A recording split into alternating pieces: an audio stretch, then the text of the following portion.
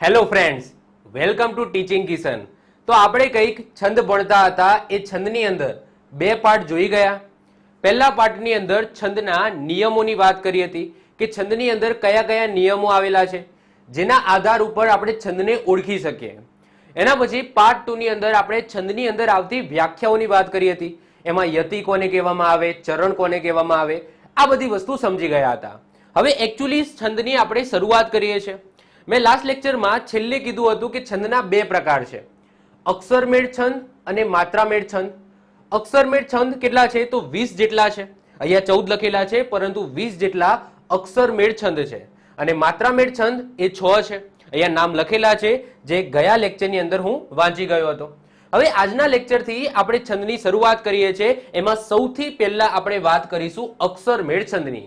તો શરૂઆત કરીએ છીએ. એમાં સૌથી પહેલા આપણે જોઈએ અક્ષરમેળ છંદ. હવે અક્ષરમેળ છંદ એટલે નામથી જ ખબર પડી જાય છે કે એ છંદની અંદર અક્ષરોનું મહત્વ હશે.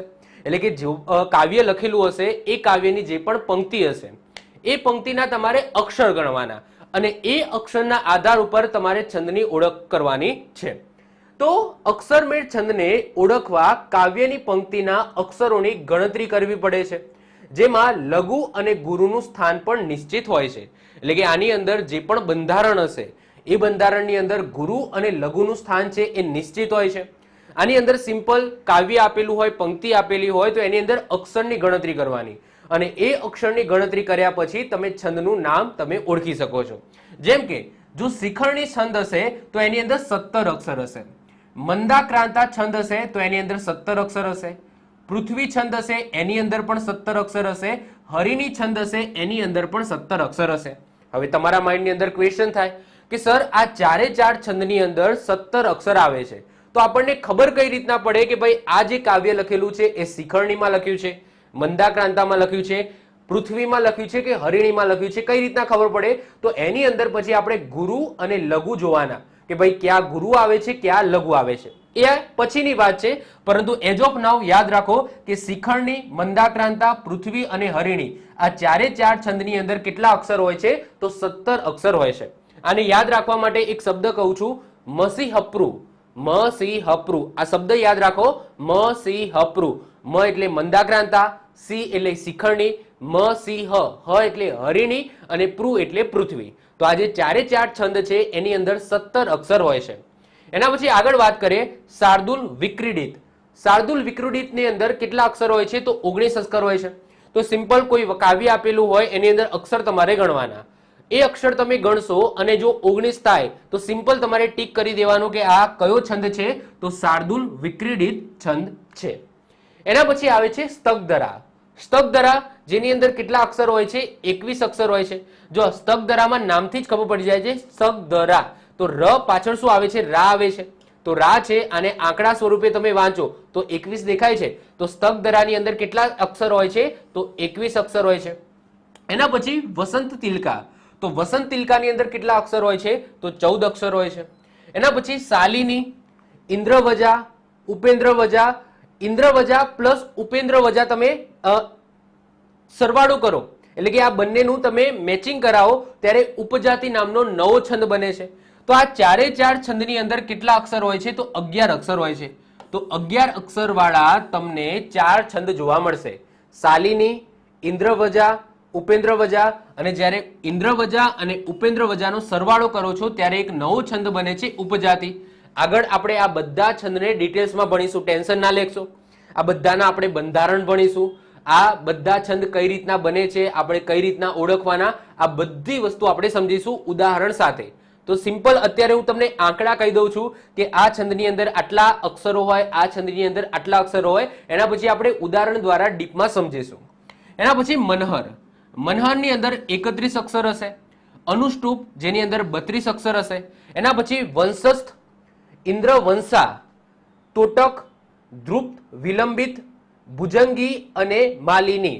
તો આ પાછળના છે એમાંથી 14, 15, 16, 17, 18 એટલે કે વંશસ્થ, ઇન્દ્રવંશા, તોટક, ધ્રુત, વિલંબિત અને ભુજંગી આની અંદર 12 અક્ષર હોય છે.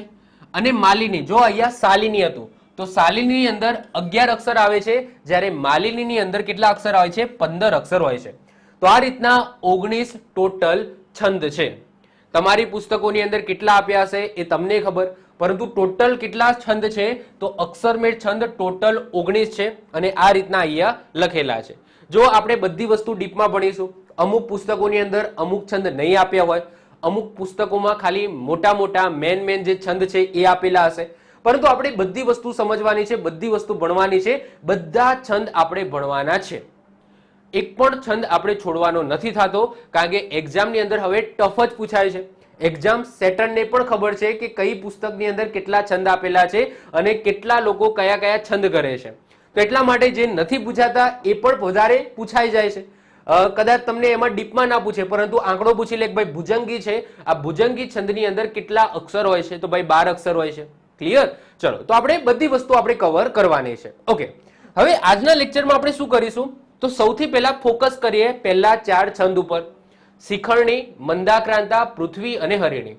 આ 4 છંદની અંદર કેટલા અક્ષર હોય છે તો 4 છંદની અંદર 17 અક્ષર હોય છે. તો આજના લેક્ચરમાં આપણે ટોટલી ફોકસ શેના ઉપર કરીશું તો પહેલા 4 છંદ ઉપર કરીશું કે ભાઈ પહેલા 4 છંદને આપણે કઈ રીતના ઓળખી શકીએ, એમનું બંધારણ શું છે, એમના છંદની અંદર યતિ ક્યાં આવે છે, બધી વસ્તુ આપણે આ પહેલા 4 છંદની આજના લેક્ચરમાં ભણીશું. ક્લિયર? તો શરૂઆત કરીએ છીએ આજના લેક્ચરની. એમાં સૌથી પહેલા યાદ રાખવાની ટ્રીક સમજીએ કે ભાઈ આ 4 છંદને યાદ કઈ રીતના રાખીશું, એટલે કે આ 4 છંદની અંદર જ 17 અક્ષર હોય છે, એ કઈ રીતના યાદ રાખીશું એના માટે મેં અહીંયા એક ટ્રીક લખેલી છે, જેમાં એક શબ્દ છે મ સી હ પ્રુ. મ સી હ પ્રુ. તો આ યાદ રાખીશું. શું યાદ રાખીશું? મ સી હ પ્રુ. અને આ 4 છંદ આ રીતના લાઈનમાં જ યાદ રાખજો, કારણ કે આગળ જતા એમને ઓળખવાની ટ્રીક આવશે તો એની અંદર આ લાઈનની જરૂર પડશે. તો મસી હપ્રુ લાઈનમાં જ તમારે યાદ રાખવાનું છે. મનો મતલબ થાય મંદાક્રાંતા, સીનો મતલબ થાય શિખરણી, હનો મતલબ થાય હરિણી અને પ્રુનો મતલબ થાય છે પૃથ્વી. આ 4 છંદની અંદર કેટલા અક્ષર હોય છે તો 4 છંદની અંદર 17 અક્ષર હોય છે.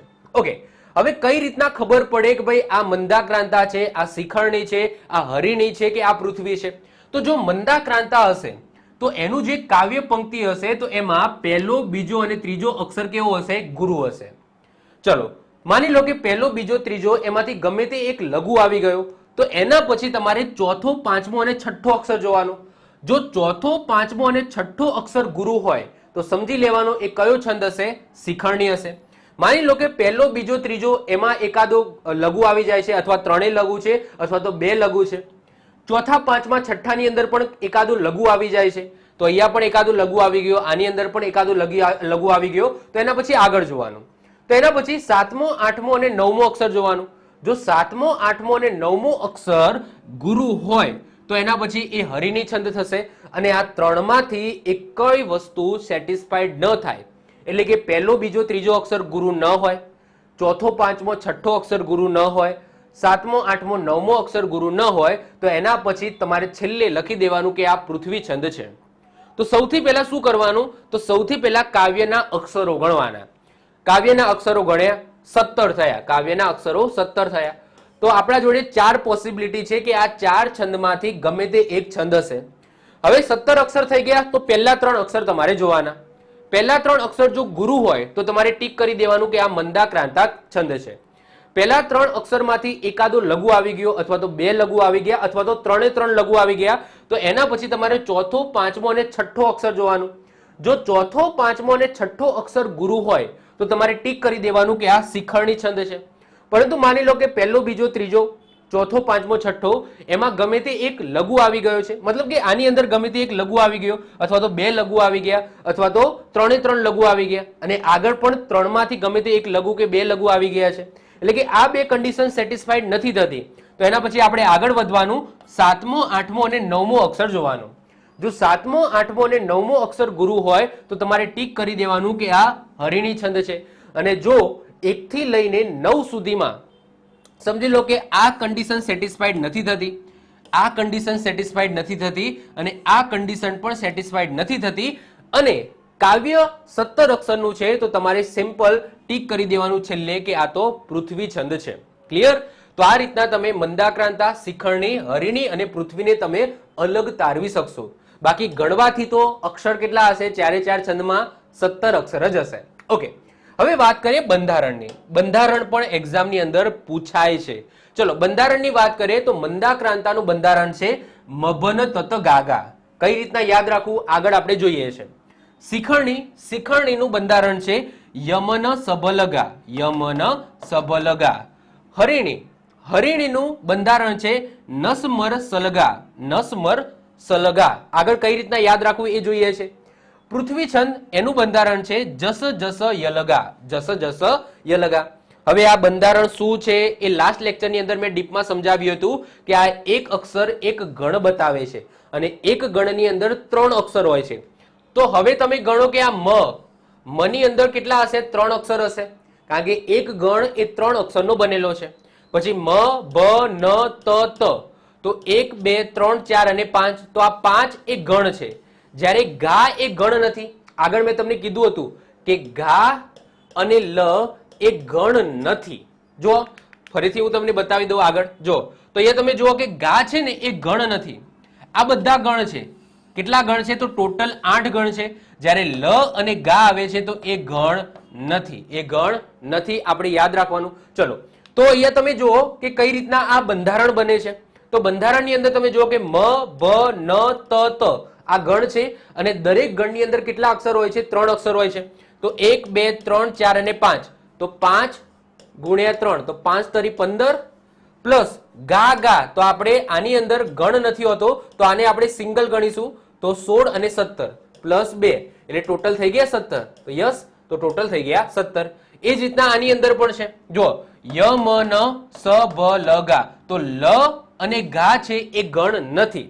તો ય મ ન સ ભ. તો આ કેટલા થયા? 15 થયા. 16 અને 17.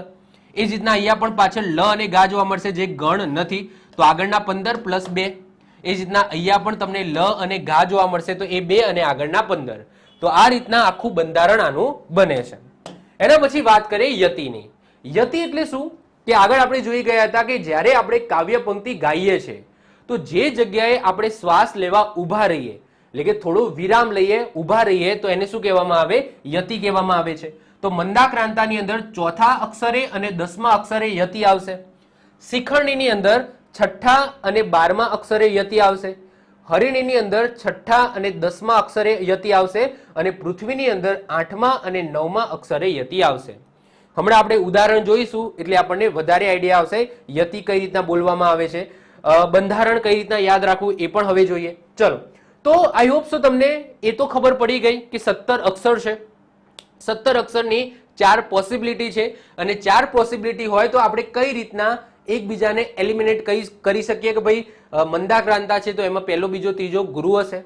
આ સેટિસ્ફાઈડ નથી થતું પછી શિખરણીનું કન્ડિશન જોવાની કે ચોથો પાંચમો છઠ્ઠો ગુરુ છે કે નહીં એ જોવો. એમાં પણ એકાદું લઘુ આવી જાય છે તો પછી હરિણીની કન્ડિશન જોવો કે ભાઈ 7મો 8મો 9મો ગુરુ આવે છે કે નહીં એ તમે જુઓ. અને આ 3 માંથી એક પણ વસ્તુ સેટિસ્ફાઈડ ન થાય તો છેલ્લે લખી દેવાનું કે આ પૃથ્વી છંદ છે. ઓકે, હવે ઘણા બધા લોકોને એવું થતું હશે કે સર બંધારણ કઈ રીતના યાદ રહે, કારણ કે તમે બોલી ગયા, યાદ તો રહે એવું નથી. ચલો તો સૌથી પહેલા આપણે બંધારણ સમજીએ. તો સૌથી પહેલા આપણે વાત કરીએ મંદાક્રાંતાની. તો કેટલા અક્ષર છે? 17 અક્ષર છે. એનું બંધારણ છે મભન તત ગાગા. મભન તત ગાગા. તો અહીંયા એક સ્ટોરી કહું છું, સ્ટોરી સાંભળજો. સ્ટોરી એટલે એક વાક્ય જ કહું છું. મભન, તો અહીંયા મનન નામનો છોકરો છે. મનન નામનો છોકરો છે એ કેવો છે? મંદ છે. કેવો છે? મંદ છે. તો મભન તત ગાગા એટલે કે ભણવામાં એ મંદ છે. ભણવામાં એ મંદ છે પરંતુ ગાવામાં સારો છે. ઓકે, એને સારું ગાતા આવડે છે. તો મભન તત ગાગા એટલે કે મનન એ ભણવામાં નથી સારો પરંતુ તત ગાગા એટલે કે ગાવામાં સારો છે. તો આ વાક્ય તમારે યાદ રાખવાનું છે. જો અને મનન કેવું છે? મંદ છે. મંદ છે એટલે આપણે અહીંયા મંદાક્રાંતા એ રીતના યાદ રાખીશું કે મનન છે એ ભણવામાં મંદ છે પરંતુ ગાય છે સારું.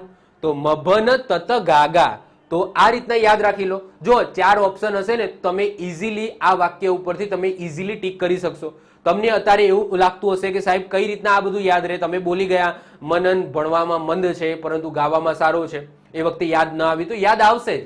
જો તમારા જોડે 4 ઓપ્શન હશે એમાંથી મંદાક્રાંતાનું તમને પૂછે તો તમને મંદ યાદ આવશે કે નહીં? હવે મંદ કોણ હતું? મનન હતું, પરંતુ એને ગાતા આવડતું હતું એટલે પાછળ ગાગા હશે. તો એકાદ 2 ઓપ્શન તો એવા હશે જેમાં ગાગા પાછળ હશે જ નહીં, તો એ ઓપ્શન તો ડાયરેક્ટ નીકળી જશે. તો આગળ જોવાનું, મભન તત ગાગા એટલે કે મનનને ભણતા નતું આવડતું, પરંતુ તત ગાગા એટલે કે ગાતા આવડતું હતું. તો એ રીતના તમે યાદ રાખી શકો છો. ક્લિયર? તો મંદાક્રાંતા તો મભન તત ગાગા. ઓળખ પહેલો બીજો ત્રીજો અક્ષર ગુરુ હોય તો સમજી લેવાનું આ મંદાક્રાંતા છે, અને યતિ ચોથા અને 10મા અક્ષરે આવે છે. એના પછી બીજા નંબરે આવે છે શિખરણી. શિખરણીની અંદર પણ 17 અક્ષર હોય છે. એનું બંધારણ યમન સબલગા. યમન સબલગા. હવે ચલો કઈ રીતના યાદ રાખવું એ સમજીએ. નામ જુઓ, શિખરણી. શિખરણીથી આપણને શું યાદ આવે? શિખર યાદ આવે કે નહીં? યસ, શિખર યાદ આવે કે નહીં? તો અહીંયા બે મિત્રો છે એ શિખર ચડે છે. એમાં એક મિત્ર છે એ ઉપર પહોંચી ગયો છે, બીજો મિત્ર છે એ હજુ શિખર ચડે છે. તો આ જે મિત્ર છે એ આ મિત્રને કહે છે, આ મિત્રનું નામ હોય છે યમન. શું હોય છે? યમન. યમન નામનો દેશ પણ છે. તો આ છોકરાનું નામ હોય છે યમન. તો આ છોકરો આને કહે છે કે યમન સબલગા. સબલગા એટલે શું? સંભાળીને ચડજે. તો યમન સબલગા. તો જો આનાથી યાદ રહી જશે કે શિખરણી. શિખરણીથી આપણને શિખર યાદ આવવું જોઈએ, અને શિખર ઉપર કોણ ચડે છે? યમન ચડે છે. તો એનો મિત્ર એને કહે છે કે યમન સબલગા એટલે કે યમન તું શિખર ચડે છે તો સંભાળીને ચડજે. ઓકે, તો આનાથી તમને ઇઝીલી શિખરણીનું બંધારણ યાદ આવી જશે. ક્લિયર? ટેન્શન નહીં લેવાનું. અત્યારે તમને એવું લાગતું હશે કે સર કઈ રીતના યાદ રહે, પરંતુ જ્યારે ઓપ્શન સામે આવશે ને કે તમને શિખરણીનું પૂછશે તો તમને તરત લાઈટ થઈ જશે કે ભાઈ શિખરણીની અંદર યમન હતો અને ચડતો તો એને સંભાળીને ચડવાનું હતું, એટલા માટે યમન સબલગા. ક્લિયર? ઓળખ ચોથો, પાંચમો, છઠ્ઠો અક્ષર ગુરુ હોય એ એની ઓળખ છે, અને યતિ છઠ્ઠા અને 12મા અક્ષરે યતિ આવે છે. એના પછી ત્રીજા નંબરે આવે છે હરિણી. હરિણી 17 અક્ષર છે. હરિણીનું બંધારણ છે નસ મર સલગા. નસ મર સલગા. ઓળખ 7, 8 અને 9મા અક્ષરે ગુરુ હોય છે, અને યતિ છઠ્ઠા અને 10મા અક્ષરે આવે છે. હવે આનું બંધારણ કઈ રીતના યાદ રાખીશું? જો હરિણી, હરિણીથી જ આપણે શું યાદ રાખવાનું? હરણ યાદ રાખવાનું. હવે હરણ છે એ જંગલમાં હોય છે અને ત્યાં આગ લાગે છે. હવે આગ લાગે છે તો એ સળગે છે, હરણ સળગે છે, એની જે નસો છે એ સળગે છે, અને નસો સળગવાના કારણે એ મૃત્યુ પામે છે. તો આ રીતના કંઈક સ્ટોરી છે કે હરણ છે એ હરણ સળગે છે તો સલગા. મર એટલે કે મરી જવું. કેમ? કારણ કે નસ સળગી ગઈ. તો નસ મર સલગા. તો યાદ રાખવાનું, જ્યારે પણ હરિણી આવે એટલે હરણને યાદ કરવાનું, અને જ્યારે હરણ યાદ આવે એટલે આપણને યાદ આવવું જોઈએ કે ભાઈ જંગલ છે, જંગલની અંદર આગ લાગી છે, અને આગ લાગી છે એટલે હરણ સળગે છે, એની બધી નસો સળગે છે, અને એના કારણે હરણ મરી જાય છે. તો જો નસ મર સલગા, તો મરી ગયું. કેમ? સળગીને. કેમ? કારણ કે એની નસો સળગી ગઈ હતી. તો નસ મર સલગા. જો હરિણી યાદ રાખજો, હું અહીંયા બંને સાથે લિંક કરી આપું છું, નામ અને બંધારણ. એવું નથી જો શિખરણી અને એના બંધારણ સાથે મેં પહેલા લિંક કર્યું, ડાયરેક્ટ ગોખતા નહીં, લિંક કરવાનું ભૂલવાનું નથી. ઓકે, પછી મંદાક્રાંતા અને એની સાથે પણ આપણે લિંક કર્યું છે. ક્લિયર? ચલો, ઓળખ મેં તમને કહી દીધી. 7મો, 8મો, 9મો અક્ષર ગુરુ હોય છે, અને છઠ્ઠા અને 10મા અક્ષરે યતિ આવે છે એટલે કે વિરામ આવે છે. એના પછી ચોથા નંબરે છે પૃથ્વી. પૃથ્વીની વાત કરીએ તો કેટલા અક્ષર છે? 17 અક્ષર છે. બંધારણની વાત કરીએ, જસ જસ યલગા. જસ જસ યલગા. ઓળખ કે જો મંદાક્રાંતા, શિખરણી અને હરિણી ન હોય અને 17 અક્ષરનો છંદ હોય તો એ શું હશે? પૃથ્વી છંદ હશે. એમાં 8મા અને 9મા અક્ષરે શું આવે છે? યતિ આવે છે. હવે કઈ રીતના યાદ રાખીશું? જસ જસ યલગા એટલે કે હું જેમ જેમ મોટો થયો એમ એમ મને ખબર પડી કે પૃથ્વી ગોળ છે. ફરીથી રિપીટ કરું છું, એક વાક્ય યાદ રાખવાનું કે હું જ્યારે નાનો હતો ત્યારે મને એવું લાગતું હતું કે ભાઈ પૃથ્વી ચોરસ હશે, એના કારણે આપણે ભૂઈ નથી પડી જતા, પરંતુ જેમ જેમ હું મોટો થયો એમ એમ મને ખબર પડી કે ભાઈ પૃથ્વી ગોળ છે. તો એ જ વસ્તુ છે કે જસ જસ યલગા કે પૃથ્વી ગોળ છે, એટલે કે જેમ જેમ હું મોટો થયો એમ એમ મને લાગ્યું કે ભાઈ પૃથ્વી ગોળ છે. તો પૃથ્વી જસ જસ યલગા એટલે કે જેમ જેમ હું મોટો થયો એમ એમ મને લાગ્યું કે પૃથ્વી કેવી છે? ગોળ છે. તો આ રીતના તમે આ ટ્રીકથી પણ પૃથ્વી છે એનું બંધારણ તમે યાદ રાખી શકો છો. ક્લિયર છે? ચલો, તો યતિ તમને ખબર પડી ગઈ, ઓળખ પણ તમને ખબર પડી ગઈ, બંધારણ પણ તમને ખબર પડી ગયું, અને અક્ષર પણ તમને ખબર છે. તો ચારે ચારના બંધારણ કઈ રીતના યાદ રાખવા એની મેં ટ્રીક આપી દીધી. હવે આપણે એના ઉદાહરણ જોઈશું. જો આજના લેક્ચરમાં આપણે માત્ર ને માત્ર એ જે શિખરણી, મંદાક્રાંતા, પૃથ્વી અને હરિણી છંદ છે એના ઉપર જ ટોટલી ફોકસ કરવાનો છે. કઈ રીતના એને ઓળખવાના છે એ તમને ખબર હોવા જોઈએ. બાકીના જે 19 અક્ષરના છે, 21 અક્ષરના છે એ તો તમે ગણી લેશો, ડાયરેક્ટ તમે કહી દેશો. પરંતુ 17 અક્ષરનો થયો તો આપણને કઈ રીતના ખબર પડે કે ભાઈ આ મંદાક્રાંતા છે, આ શિખરણી છે, આ હરિણી છે, આ પૃથ્વી છે, તો એ હવે સમજવાનું છે. તો આ રીતના ઉદાહરણ તમને આપેલા હશે. સૌથી પહેલા જ્યારે પણ છંદ પૂછાય પહેલું કામ શું કરવાનું? ઓપ્શન જોવાનું. ઓપ્શનની અંદર જોવાનું કે માત્રા મેળ છંદના ઓપ્શન છે કે અક્ષર મેળ છંદના ઓપ્શન છે. ફરીથી કહું છું, જુઓ, જ્યારે પણ છંદનો ક્વેશ્ચન પૂછાય છે એટલે પહેલા ઓપ્શનમાં જોવાનું. ઓપ્શનમાં શું જોવાનું કે અક્ષર મેળ છંદ છે કે માત્રા મેળ છંદ છે. જો અક્ષર મેળ છંદ હોય, ઓબ્વિયસલી ઓપ્શન હશે તો એમાં એવું પણ હોઈ શકે છે કોઈક વખત કે બે અક્ષર મેળ છંદ હશે અને બે માત્રા મેળ છંદ હોય, તો પછી અક્ષર પણ ગણીને ચેક કરવાનું અને માત્રાઓ મૂકીને પણ ચેક કરવાનું. પરંતુ માની લો કે બધા અક્ષર મેળ છંદ હોય તો પછી માત્રા મૂકવાની શું જરૂર છે? અક્ષર ગણવા માંડવાનું. તો માની લો કે નીચે ઓપ્શનની અંદર બધા અક્ષર મેળ છંદ છે, તો સૌથી પહેલું કામ શું કરવાનું? અક્ષર ગણવાનું સ્ટાર્ટ કરવાનું. ચલો અક્ષર આપણે ગણીએ. 1 2, ચલો ઉપર લખું છું, ઓકે, 1 2 3 4 5 6 7 8 9 10 11 12 13 14 15 16 અને 17. કેટલા અક્ષર થયા? તો ટોટલ 17 અક્ષર થયા. તો ઓબ્વિયસલી જે આગળના જે 4 છંદ છે એમાંથી ગમે તે એક છંદ હશે. સૌથી પહેલું તમારે કામ શું કરવાનું? સ્ટાર્ટિંગથી શરૂઆત કરવાનું, ગુરુ અક્ષર જોવાની. તો જો પહેલી કન્ડિશન કઈ જોવાની કે પહેલો, બીજો, ત્રીજો અક્ષર ગુરુ છે કે નહીં. તો રે પંખીડા, તો રે છે એ તો ગુરુ છે. પંખીડા આપણે શું બોલીએ છીએ? પખીડા નથી બોલતા, પંખીડા બોલીએ છીએ. એટલે કે પના ઉપર જે ટપકું છે એનો ભાર અનુભવાય છે. જો ભાર અનુભવાય તો એને આપણે ગુરુ ગણવાનો. તો પંખીડા બોલીએ છીએ તો પ છે એ ગુરુ ગણાશે. ખી આ રીતના છે તો આને શું ગણાય? ગુરુ ગણાય. જો આ રીતના હોય તો આને લઘુ કહેવાય, આ રીતના હોય તો એને ગુરુ કહેવામાં આવે. તો પંખીડા એટલે કે પહેલો, બીજો અને ત્રીજો અક્ષર ગુરુ છે. જો પહેલો, બીજો, ત્રીજો અક્ષર ગુરુ હોય તો આ કયો છંદ હોય? તો આ હોય મંદાક્રાંતા. કયો હોય? મંદાક્રાંતા છંદ હોય. ક્લિયર? ચલો બીજો ઓપ્શન, બીજો એક્ઝામ્પલ જુઓ. ઉનાળાનો લાંબો દિવસ વહતો મંથર ગતિ. ચલો તો કેટલા અક્ષર છે? તો 1 2 3 4 5 6 7 8 9 10 11 12 13 14 15 16 અને 17. કેટલા અક્ષર છે? 17 અક્ષર છે. ચલો પહેલો, બીજો, ત્રીજો અક્ષર જો ગુરુ છે કે નહીં? તો પહેલો તો લઘુ છે, ઓકે, નાનો ઉ છે એટલે લઘુ છે. બીજો ગુરુ છે, ત્રીજો પણ ગુરુ છે, પરંતુ એક લઘુ આવી ગયો. એક લઘુ આવી ગયો તો મંદાક્રાંતા છંદ તો હશે નહીં. તો પહેલો, બીજો, ત્રીજો ગુરુ નથી. તો ચલો ત્રીજો, ચોથો, પાંચમો અને છઠ્ઠો જો. તો ચોથો જોવો તો ચોથો ગુરુ છે, ઓકે. લાંબો, લાંબો તો લા તો ઓલરેડી ગુરુ છે જ અને બો પણ ગુરુ આવશે. તો એનો મતલબ શું કે ચોથો, પાંચમો, છઠ્ઠો અક્ષર ગુરુ છે. તો મ સી, સી એટલે શું? શિખરણી. તો આ કયો છંદ હશે? તો શિખરણી છંદ હશે. ક્લિયર? એના પછી ત્રીજો જો, ખખડ થતી ને ઓળંગાતી જતી ડમની જૂની. ચલો પહેલો, બીજો, ત્રીજો તો ત્રણેય લઘુ જ છે, ઓકે. ચલો ગણો પહેલા. 1 2 3 4 5 6 7 8 9 10 11 12 13 14 15 16 અને 17. 17 છે. ચલો પહેલા ત્રણ તો લઘુ છે એટલે મંદાક્રાંતા તો નથી. એના પછી જો થ તીને, થ તીને એમાંથી થ લઘુ છે એટલે શિખરણી પણ નહીં આવે. તો એના પછીના ત્રણ જો, ઓડંગાતી, તો ઓડંગાતીમાં ઓ છે એ ગુરુ છે. ઓડંગાતી, ઓડગાતી નથી બોલતા, ઓડંગાતી બોલે છે એટલે કે ડ ઉપર ટપકું છે એનો ભાર અનુભવાય છે, એના કારણે એ ગુરુ થશે અને ગા પણ ગુરુ થશે. તો અહીંયા તમે જોઈ શકો છો કે પહેલો, બીજો, ત્રીજો નથી, ચોથો, પાંચમો, છઠ્ઠો પણ નથી, પરંતુ સાતમો, આઠમો, નવમો અક્ષર ગુરુ છે. એના કારણે કયો છંદ આવશે? તો મ સી હ, હ નો મતલબ થાય હરિણી. તો કયો છંદ આવશે?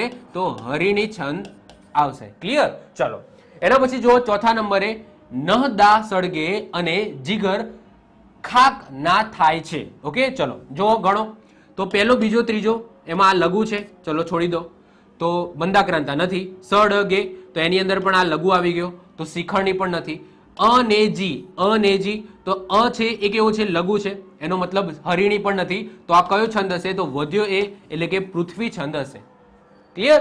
તો આ ત્રણ કન્ડિશન સેટિસ્ફાઈડ ન થાય તો સિમ્પલ તમારે લખી દેવાનું કે કયો છંદ હશે? પૃથ્વી છંદ હશે.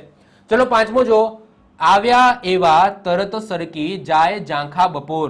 1 2 જો આ જે જોડાક્ષર છે એને એક જ ગણવાનો તો આ આવ્યા એટલે આ બે અક્ષર થયા 3 4 5 6 7 8 9 10 11 12 13 14 15 16 અને 17 ચલો જોવા માંડો પહેલેથી આ કેવો છે તો ગુરુ છે વ્યા આ વ્યા તો આ વ્યા એ પણ કેવો છે ગુરુ છે એ પણ કેવો છે ગુરુ છે તો પહેલો બીજો ત્રીજો ગુરુ થઈ ગયો એનો મતલબ આ કયો છંદ હશે તો આ હશે મંદાક્રાંતા કયો હશે મંદાક્રાંતા છંદ હશે એના પછી જો અહીંયા પણ તમે ગણી શકો છો ઓકે 1 2 3 4 5 6 7 8 9 10 11 12 13 14 15 16 અને 17 જો જ્યારે બે લાઈનમાં હોય એટલે કે બે પંક્તિ આપેલી હોય તો બંનેમાં 17 17 થતા હોય ઓકે જો ધ્યાનથી ગણવાનું હોય એવું નહીં ડાયરેક્ટ ઠોકી નહીં મારવાનું કે પહેલામાં 17 થયા તો પછી ડાયરેક્ટ લખવા માંડો મેં ભૂલ કરી એવી તમારે નથી કરવાની તમારે બંને પંક્તિના તમારે ગણવાના છે અક્ષર બંને પંક્તિમાં 17 17 થાય તો જ પછી આ ચાર ઓપ્શન નીકળે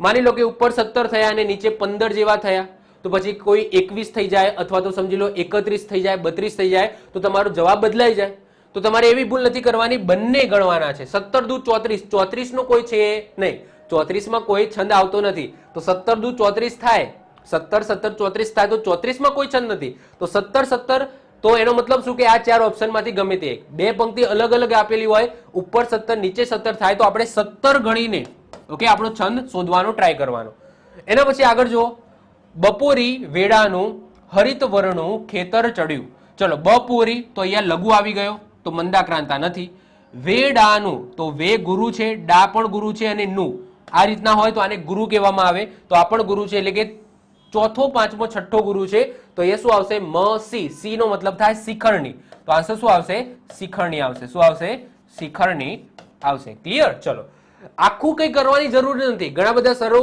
આખામાં લઘુ ગુરુ લઘુ ગુરુ લઘુ ગુરુ કરી નાખે છે એટલું બધું ક્યાંય જોવાનો ટાઈમ નથી આપણા જોડે એક્ઝામની અંદર એટલો બધો ટાઈમ નથી હોતો સિમ્પલ તમારે પહેલો બીજો ત્રીજો જોવાનું ન હોય તો જ પછી આગળ જોવાનું પહેલો બીજો ત્રીજો ગુરુ મળી જાય તો પછી આગળ જોવાની જરૂર જ નથી ડાયરેક્ટ તમારે લખી દેવાનું મંદાક્રાંતા ખ્યાલ આવે છે ચલો આગળ વધીએ 7મા નંબરનું એક્ઝામ્પલ જો કપૂર ધવલા આછી ગાડી મૃદુ ચાંદની ચલો તો અહીંયા તો નથી મંદાક્રાંતા તો નથી કારણ કે આ લઘુ આવી ગયો ધવલા તો અહીંયા પણ લઘુ આવી ગયો આછી ગા તો આ એક ગુરુ આ બીજો ગુરુ આ ત્રીજો ગુરુ તો મ સી હ એટલે હરિણી તો આ છંદ થઈ ગયો તમારો હરિણી ક્લિયર ચલો આધે ઉભા તટધુમસુ જેમાં દ્રુમો નિંદ સેવે તો 1 2 3 4 5 6 7 8 9 10 11 12 13 14 15 16 અને 17 જો બધા 17 વાળા જ છે ઓકે કારણ કે હું અત્યારે પેલા જે ચાર છંદ જ ભણાવું છું એટલે મેં એ ટાઈપના એક્ઝામ્પલ લીધા છે તો હું દર વખતે ગણતો નથી તમારે ગણવું હોય તો ગણી લેજો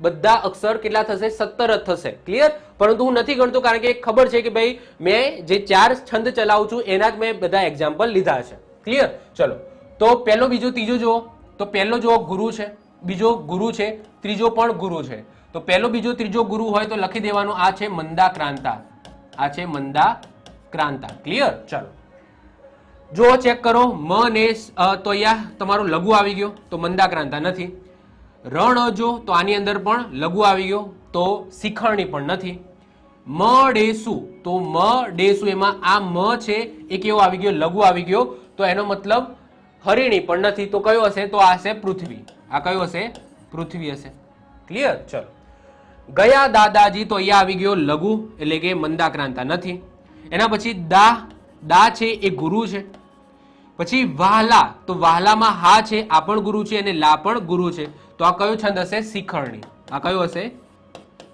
શિખરણી હશે આગળ જુઓ ગહન ખીણના ઓકે તો ગહન તો અહીંયા તો બધા લઘુ છે તો મંદાક્રાંતા નથી ખીણના તો ખી ન અને ના છે તો એમાં આ કેવો છે તો આ લઘુ છે એટલા માટે શિખરણી પણ નથી ઊંડાણો ઊંડાણોમાં જુઓ કે આ મોટો ઉ છે એટલે ગુરુ આવશે ડા પણ ગુરુ આવશે અને અણો પણ ગુરુ આવશે તો આ કયો છંદ હશે તો આ હશે હરિણી કયો હશે હરિણી મ સી હપ્રુ એટલે કે મ નથી સી નથી હ ઓકે તો ત્રીજા નંબર એટલે હરિણી એના પછી જુઓ હૈયે ચાંપી તો હૈ ગુરુ છે એ ગુરુ છે ચાંપી તો એમાં ભાર સહન થાય છે અને ચા છે ગુરુ જ આવશે તો એ શું આવશે આ આવશે મંદાક્રાંતા શું આવશે મંદાક્રાંતા આવશે ક્લિયર ચલો પહેલો બીજો ત્રીજો ગુરુ થઈ જાય છે વધી આગળ 13મા નંબરનો જુઓ જાંખાબુરા, તો જા ગુરુ છે, ખા ગુરુ છે, ભૂ પણ ગુરુ છે, તો આ કયો છંદ થઈ જશે?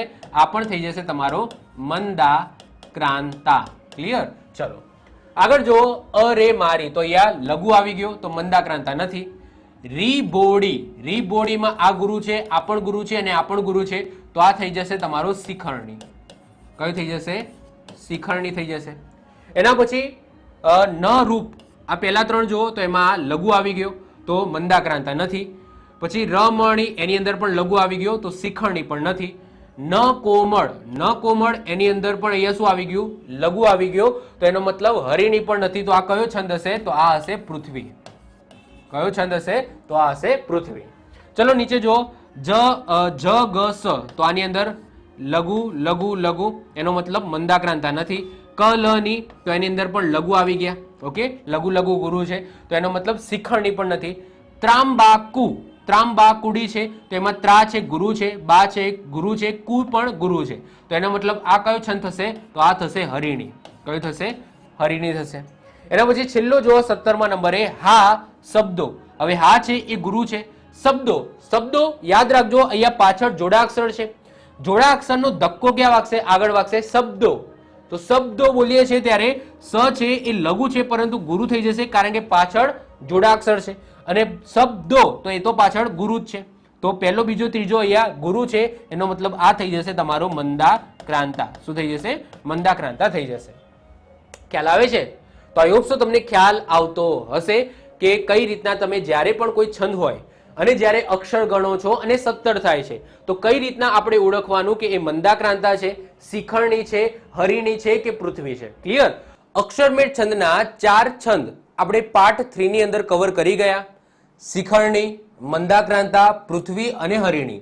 ચારે ચાર છંદ જેની અંદર 17 અક્ષર હોય છે, તો ચારે ચાર છંદને કઈ રીતના એકબીજાથી અલગ તારવી શકાય, કઈ રીતના આપણે ઓળખી શકીએ છીએ કે આ શિખરણી છે, આ હરિણી છે, આ પૃથ્વી છે, આ મંદાક્રાંતા છે, એ બધી વસ્તુઓ આપણે પાર્ટ 3 ની અંદર કવર કરી ગયા. હવે આપણે અક્ષરમેળ છંદને આગળ વધારીશું. તો આગળ વધારીએ, એમાં જે 5મા નંબરે છંદ આવે છે એ આવે છે સ્તગધરા. તો આજના લેક્ચરની અંદર આપણે 3 છંદની વાત કરીશું: સ્તગધરા, શાર્દુલ વિક્રીડિત અને વસંત તિલકા. સાથે સાથે આપણે એમના બંધારણ છે એ કઈ રીતના યાદ રાખીશું, સાથે સાથે આપણે બધા ઉદાહરણ પણ કવર કરીશું. ચલો, તો 5મા નંબરે જે છંદ આવે છે એ છે સ્તગધરા. સ્તગધરાની અંદર કેટલા અક્ષર હોય છે? તો સ્તગધરામાં 21 અક્ષર હોય છે. હવે કઈ રીતના યાદ રાખીશું? તો સિમ્પલ છે. સ્તગધરા નામ ઉપર ફોકસ કરો તો પાછળ તમને 21 જોવા મળશે. દેખાય છે? તો સ્તગધરા, તો પાછળ તમને રા કેવો દેખાય છે? 21 જેવો દેખાય છે. તો સ્તગધરાની અંદર કેટલા અક્ષર હોય છે? તો 21 અક્ષર હોય છે. બંધારણની વાત કરીએ તો સ્તગધરાનું બંધારણ છે મ ર ભ ન ય ય ય. હવે કઈ રીતના યાદ રાખીશું? હવે સૌથી પહેલા નામ ઉપર ફોકસ કરો, સ્તગધરા. હવે નામ છે એ કેવો સાઉન્ડ કરે છે? સ્તગધરા, તો ધોધ જેવો સાઉન્ડ કરે છે. હવે ધોધ એટલે કે પાણી. હવે પાણી જોઈને કોણ ખુશ થઈ જાય? ચોમાસાની અંદર કોણ ખુશ થઈ જાય છે પાણી જોઈને? તો એક પક્ષી છે મોર, જે ખુશ થઈ જાય છે, નાચવા માંડે છે. તો બસ આપણે અહીંયા જ ક્યાંક ટ્રીક છુપાયેલી છે. તો સ્તગધરા નામ છે એ પાણી જેવો સાઉન્ડ કરે છે. સ્તગધરા, ધરા એટલે કે એક ધાર પડતી હોય, ત્યાંથી પાણી આવતું હોય, તો એવું કંઈક સાઉન્ડ કરે છે કે નહીં? યસ. અને પાણી જોઈને કોણ ખુશ થઈ જાય? તો મોર ખુશ થઈ જાય. મોર છે એ ભાન ભૂલીને નાચવા માંડશે. તો સ્તગધરા જેનું બંધારણ છે મ ર ભ ન ય ય ય, એટલે કે સ્તગધરા એટલે કે પાણી જોઈને મ ર એટલે કે મોર, ભ ન એટલે કે ભાન ભૂલીને ય ય ય એટલે કે નાચવા માંડે છે. ય ય ય એટલે કે નાચવા માંડે છે અથવા તો ગાવા માંડે છે, એવું પણ તમે રાખી શકો છો. તો સ્તગધરા મ ર ભ ન ય ય ય એટલે કે સ્તગધરા પાણી જોઈને, ધાર જોઈને મોર નામનું જે પક્ષી છે એ ભાન ભૂલીને ય ય ય એટલે કે ગાવા માંડે છે અથવા તો ય ય ય એટલે કે નાચવા માંડે છે. તો આ રીતના સ્તગધરાનું બંધારણ તમને યાદ રહી જશે. એના પછી વાત થાય યતિ. તો 7 છે, તો 7ના ઘડીઓ તમે યાદ કરો તો 7, 7 દુ 14, 7 તરી 21. તો અહીંયા ઘડીઓ જ યાદ રાખવાનો છે. 7, 7 દુ 14 અને 7 તરી 21. તો 7મા અને 14મા અક્ષરે શું આવે છે? યતિ આવે છે, એટલે કે વિરામ આવે છે. અને ટોટલ અક્ષર કેટલા છે? 21 છે. તો 7, 14 અને 21 આ રીતના તમે યાદ રાખી શકો છો. ક્લિયર? ચલો, એના પછી આવે છે 6ઠ્ઠા નંબરે શાર્દુલ વિક્રીડિત. શાર્દુલ વિક્રીડિત એનો અર્થ તો વાઘ થાય છે, પરંતુ એના નામમાં તમને વિક્રીડિત, ક્રીડનો મતલબ શું થાય? ક્રીડા એટલે કે બાળક. ઓકે, તો અહીંયા આપણે બાળકને તમારે એ શબ્દ એની અંદરથી પકડવાનો છે. તો શાર્દુલ વિક્રીડિત એની અંદર કેટલા અક્ષર હોય છે? તો યાદ રાખજો 19 અક્ષર હોય છે. શાર્દુલ વિક્રીડિતની અંદર કેટલા અક્ષર હોય છે? 19 અક્ષર હોય છે. એનું બંધારણ છે મ સ જ સ ત ત ગા. ફરીથી રિપીટ કરું છું. શાર્દુલ વિક્રીડિત જેની અંદર 19 અક્ષર હોય છે, જેનું બંધારણ છે મ સ જ સ ત ત ગા. તો 19 અક્ષર આપણને યાદ રહી જશે. એક જ છે એવો છંદ જેની અંદર 19 અક્ષર હોય છે, એ છે શાર્દુલ વિક્રીડિત. બંધારણ છે મસ જસ તતગા. કઈ રીતના યાદ રાખીશું? તો સૌથી પહેલા નામ ઉપર ફોકસ કરો, શાર્દુલ વિક્રીડિત. તો વિક્રીડિત, તો એની અંદર ક્રીડા શબ્દ તમને જોવા મળે છે, અને ક્રીડા કોણ કરે? તો નાનું બાળક કરે. હવે નાના બાળકે એવી જીદ પકડી છે કે ભાઈ હું ગઈશ ખરા. નાના બાળકને ગાવાનો શોખ છે, એ ગાવા માટે તૈયાર પણ થઈ જાય છે, પરંતુ નાનું બાળક એક શરત મૂકે છે કે મારા આજુબાજુ મારી માસી છે, તો મને મારી માસીના સામે ગાવામાં મને શરમ આવે છે, તો મારી માસી જશે ને તો હું ગઈશ. શું શરત કેવી મૂકે છે?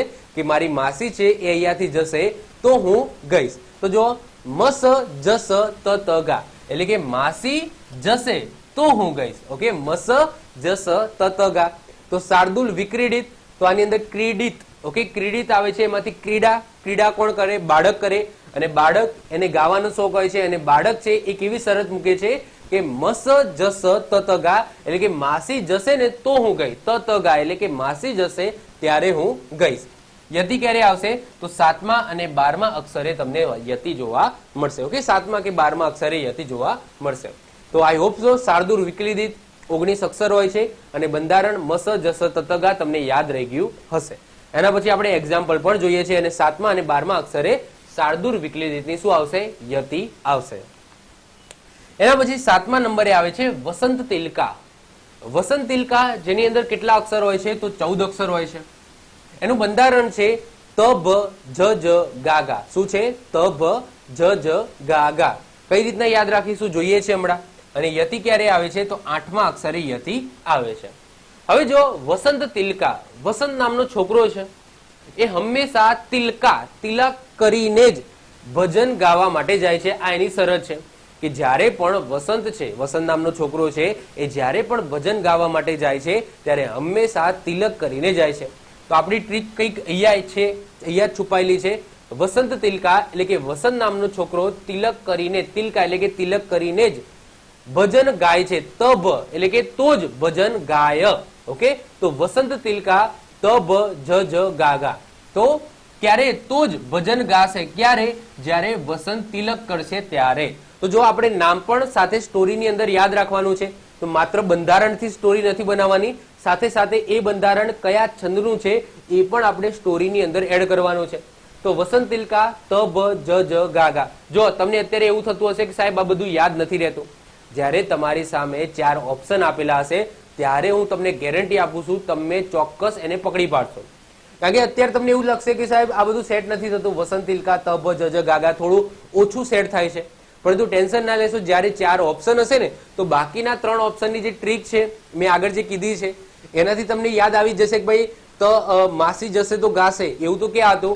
તો વિક્રીડિત એટલે કે ક્રીડાની અંદર હતું, તો આ ઓપ્શન ના આવે. પછી આગળ મેં પૃથ્વીની અંદર કીધું હતું કે જસ જસ, આગળ શું આવે છે? જસ જસ એટલે કે જેમ જેમ ઓકે હું મોટો થયો એમ એમ ખબર પડી પૃથ્વી ગોળ છે. તો તમને ઓટોમેટિકલી એ સમય યાદ આવવા મળશે કે ભાઈ આ છંદ તો આની અંદર, સોરી આ બંધારણ તો આની અંદર આવતું જ નથી, આ બંધારણ તો આની અંદર આવતું નથી, આ બંધારણ તો આનું છે.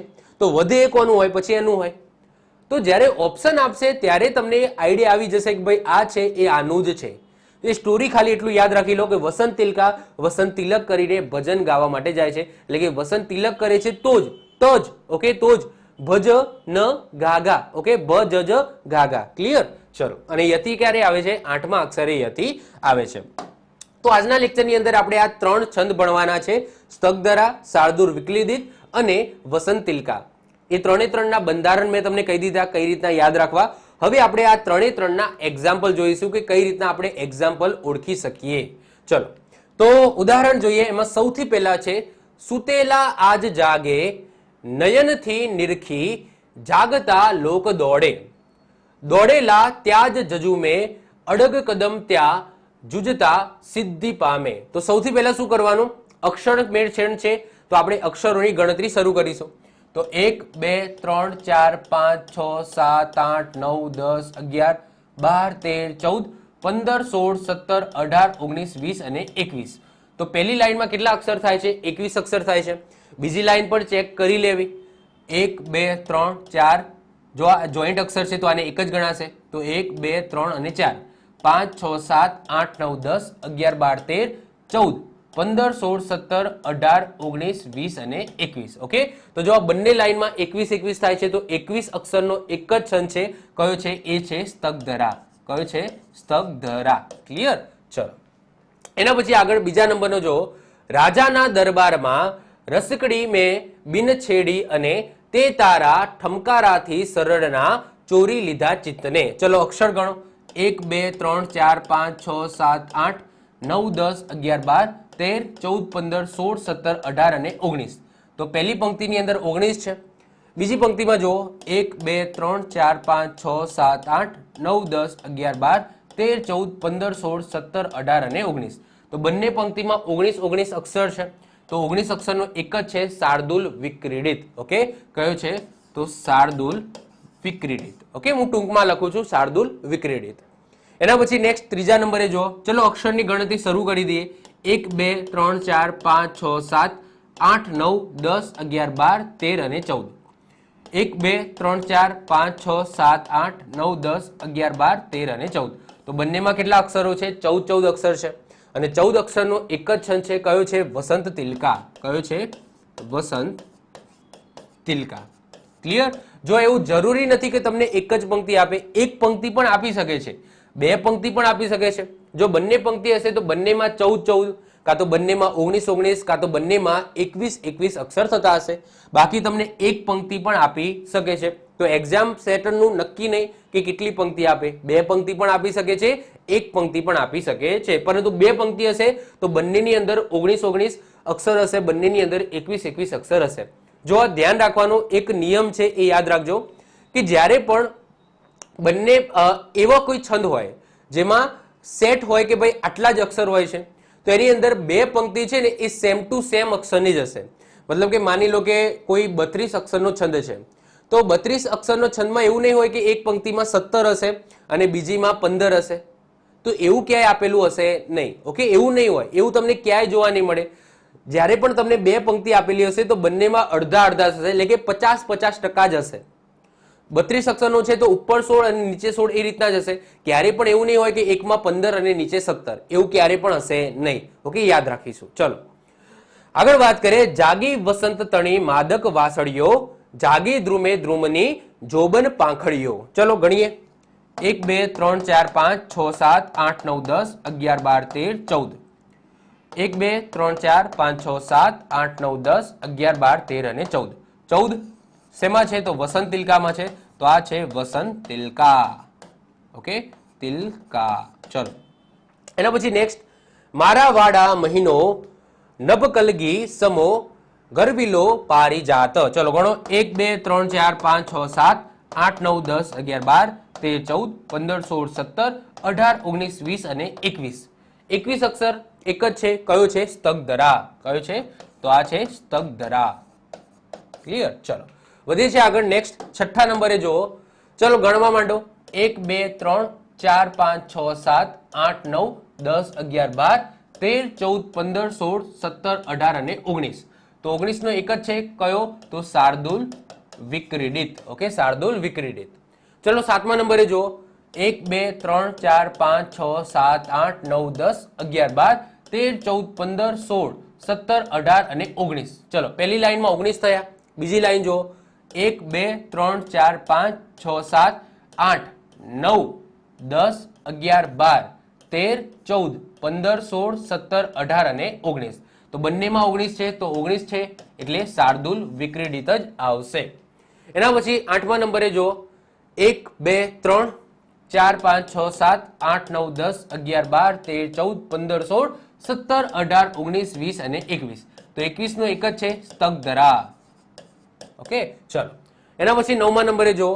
1 2 3 4 5 6 7 8 9 10 11 12 13 14 1 2 3 4 5 6 7 8 9 10 11 12 13 અને 14 તો 14 નું એક જ છે 14 14 બંનેમાં છે તો આન્સર આવશે વસંત તિલકા.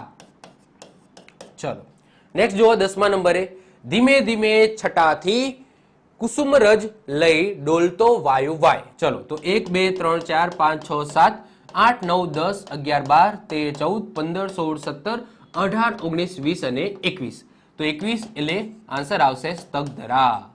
ચલો નેક્સ્ટ વધીએ રે ભાઈ મૃત્યુ ગતકાલ બધો જ તારો ભાવિ તણા તિમરમાં ઉજળો તું દીવો. ચલો ગણો 1 2 3 4 5 6 7 8 9 10 11 12 13 અને 14 તો પહેલી પંક્તિમાં 14 થયા.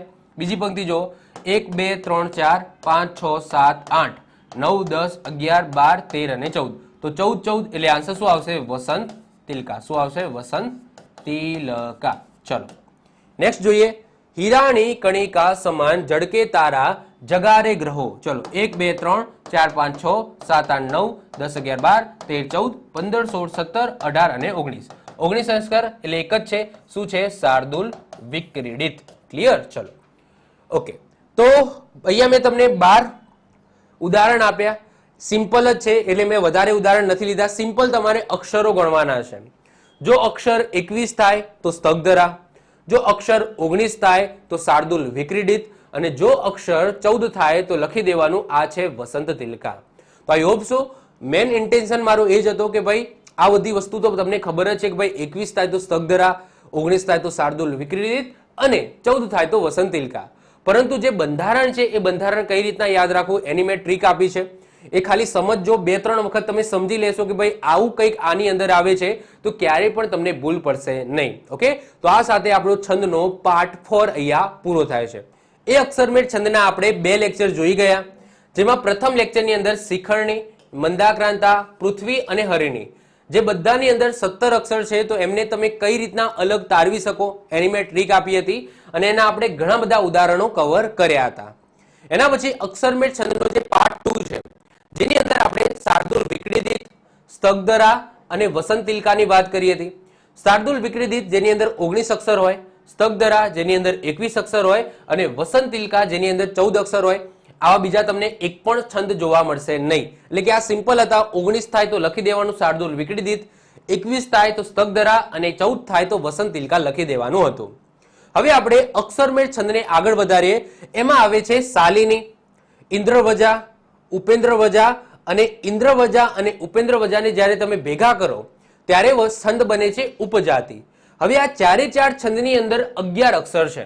શાલિની એની અંદર પણ 11 અક્ષર છે, ઇન્દ્રવજા એની અંદર પણ 11 અક્ષર છે, ઉપેન્દ્રવજા એની અંદર પણ 11 અક્ષર છે અને ઉપજાતિ એની અંદર પણ 11 અક્ષર છે.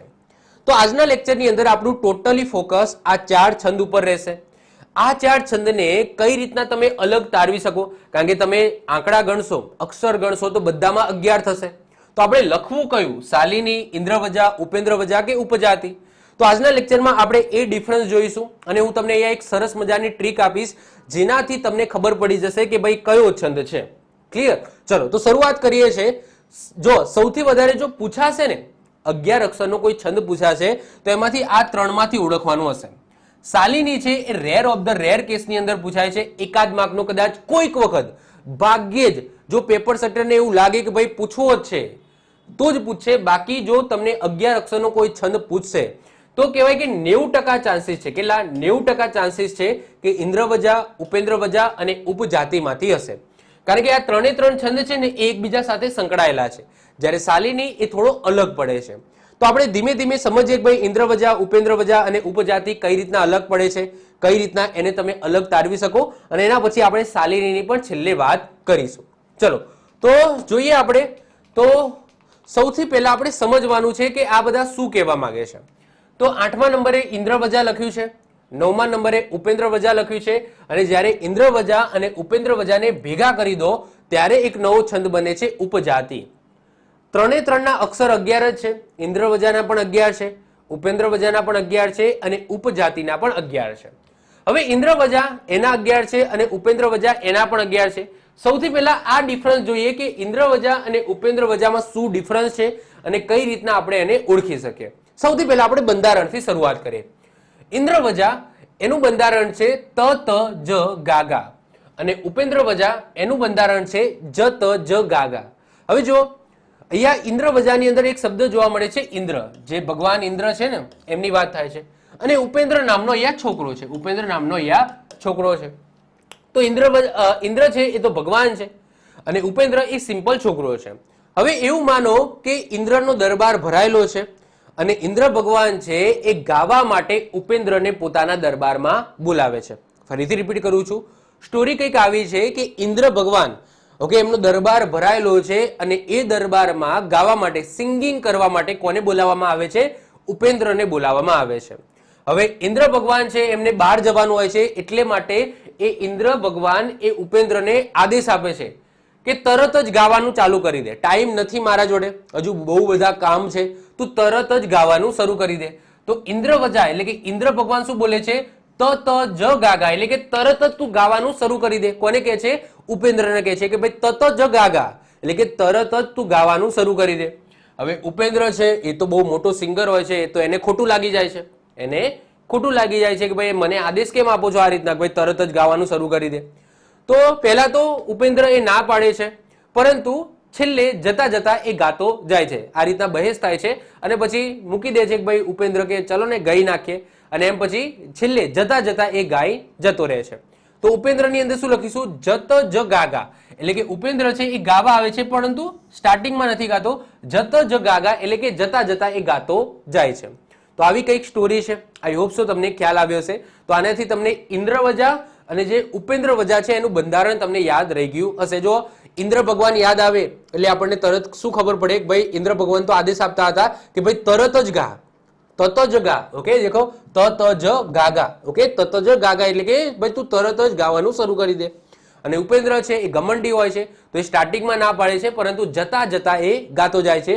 તો જત જ ગા ગા એટલે કે જતા જતા એ ગાતો જાય છે. તો આ રીતના સ્ટોરી છે જેનાથી તમને બંનેનું બંધારણ યાદ રહી જશે. ક્લિયર? ચલો, ઇન્દ્રવજા એની અંદર ક્યારે યતિ આવે છે? તો 5મા અને 6ઠ્ઠા અક્ષરે યતિ આવે છે. સેમ ટુ સેમ ઉપેન્દ્રવજાની અંદર પણ 5મા અને 6ઠ્ઠા અક્ષરે યતિ આવે છે. બંનેના અક્ષર 11 છે. તો કઈ રીતના આપણને ખબર પડે કે આ ઇન્દ્રવજા છે અને આ ઉપેન્દ્રવજા છે? તો જો સિમ્પલ છે, ઇન્દ્ર મોટા છે, ઉપેન્દ્ર કરતા ઇન્દ્ર મોટા છે.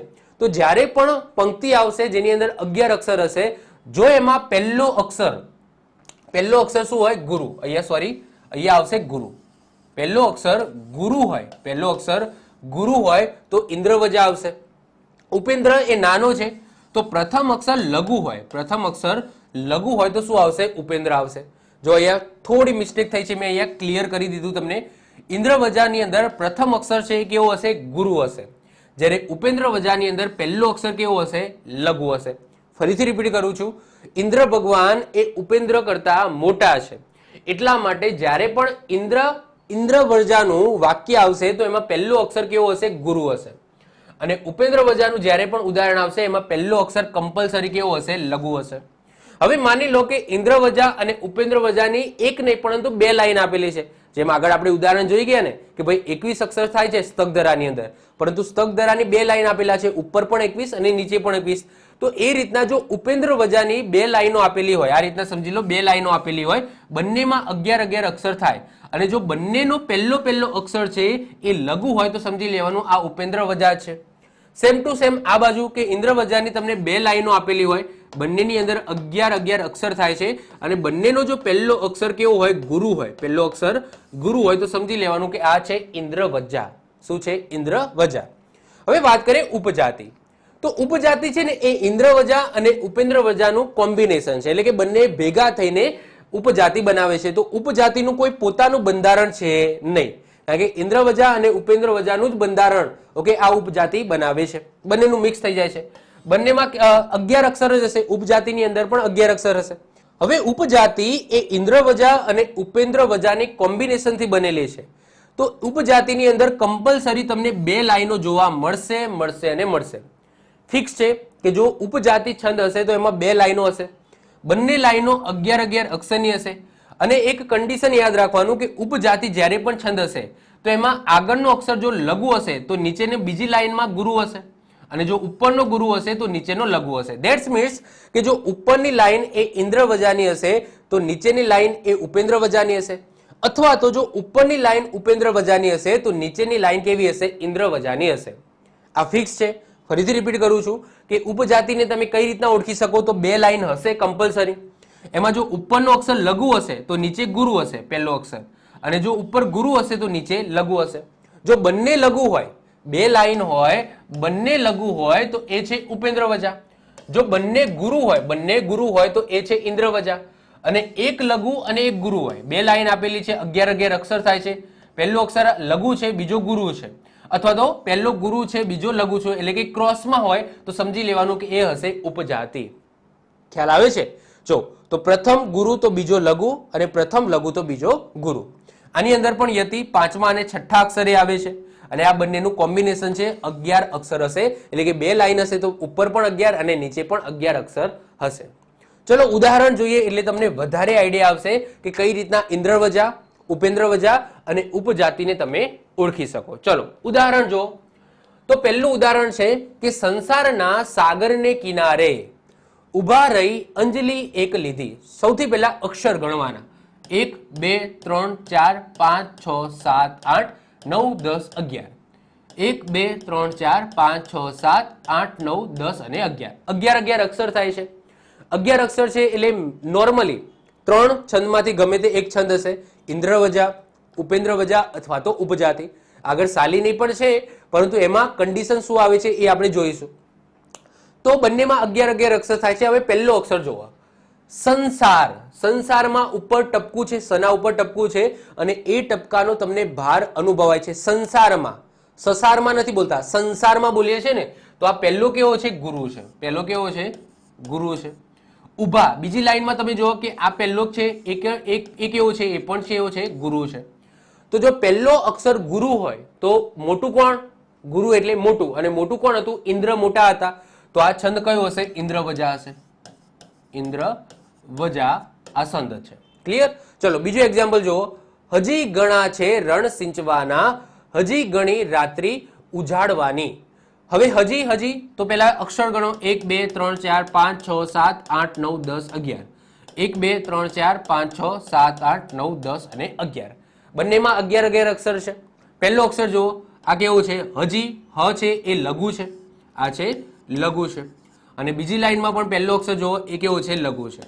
તો બંને લઘુ હોય એટલે કે બંને નાના, અને નાનું કોણ હતું? ઉપેન્દ્ર હતા. તો અહીંયા આન્સર આવી જશે ઉપેન્દ્ર. ઉપેન્દ્ર વ્રજા. ક્લિયર? ત્રીજો જુઓ, ભરો માનવના ઉરોને ઉત્સાહને ચેતનપુર રેલી. ઓકે, સૌથી પહેલા ગણો. 1 2 3 4 5 6 7 8 9 10 11. 1 2 3 4 5 6 7 8 9 10 અને 11. 11 અક્ષર છે. ચલો પહેલો અક્ષર જુઓ, ભરો. તો આ પહેલો કેવો છે? લઘુ છે. પહેલો કેવો છે? લઘુ છે. હવે બીજો જુઓ તો ઉ છે ને એ લઘુ છે, પરંતુ ઉ પછી તરત તમે જોશો કે સા આવે છે, એટલે કે જોડાક્ષર આવે છે. તો ઉત્સાહ, ઉત્સાહ આવું બોલીએ છીએ ને, ઉત્સાહ. ઉત પ્લસ સા આવું બોલાય છે. એટલે કે ત છે એ ઉની જોડે આવે છે, એના કારણે આ જે પહેલો લઘુ છે એને આપણે ગુરુ ગણવાનો, કારણ કે પાછળ જોડાક્ષર છે. તો આ પહેલો ગુરુ છે. તો એનો મતલબ શું કે ઉપરનો લઘુ આવ્યો પહેલો અક્ષર, અને નીચેનો ગુરુ આવ્યો.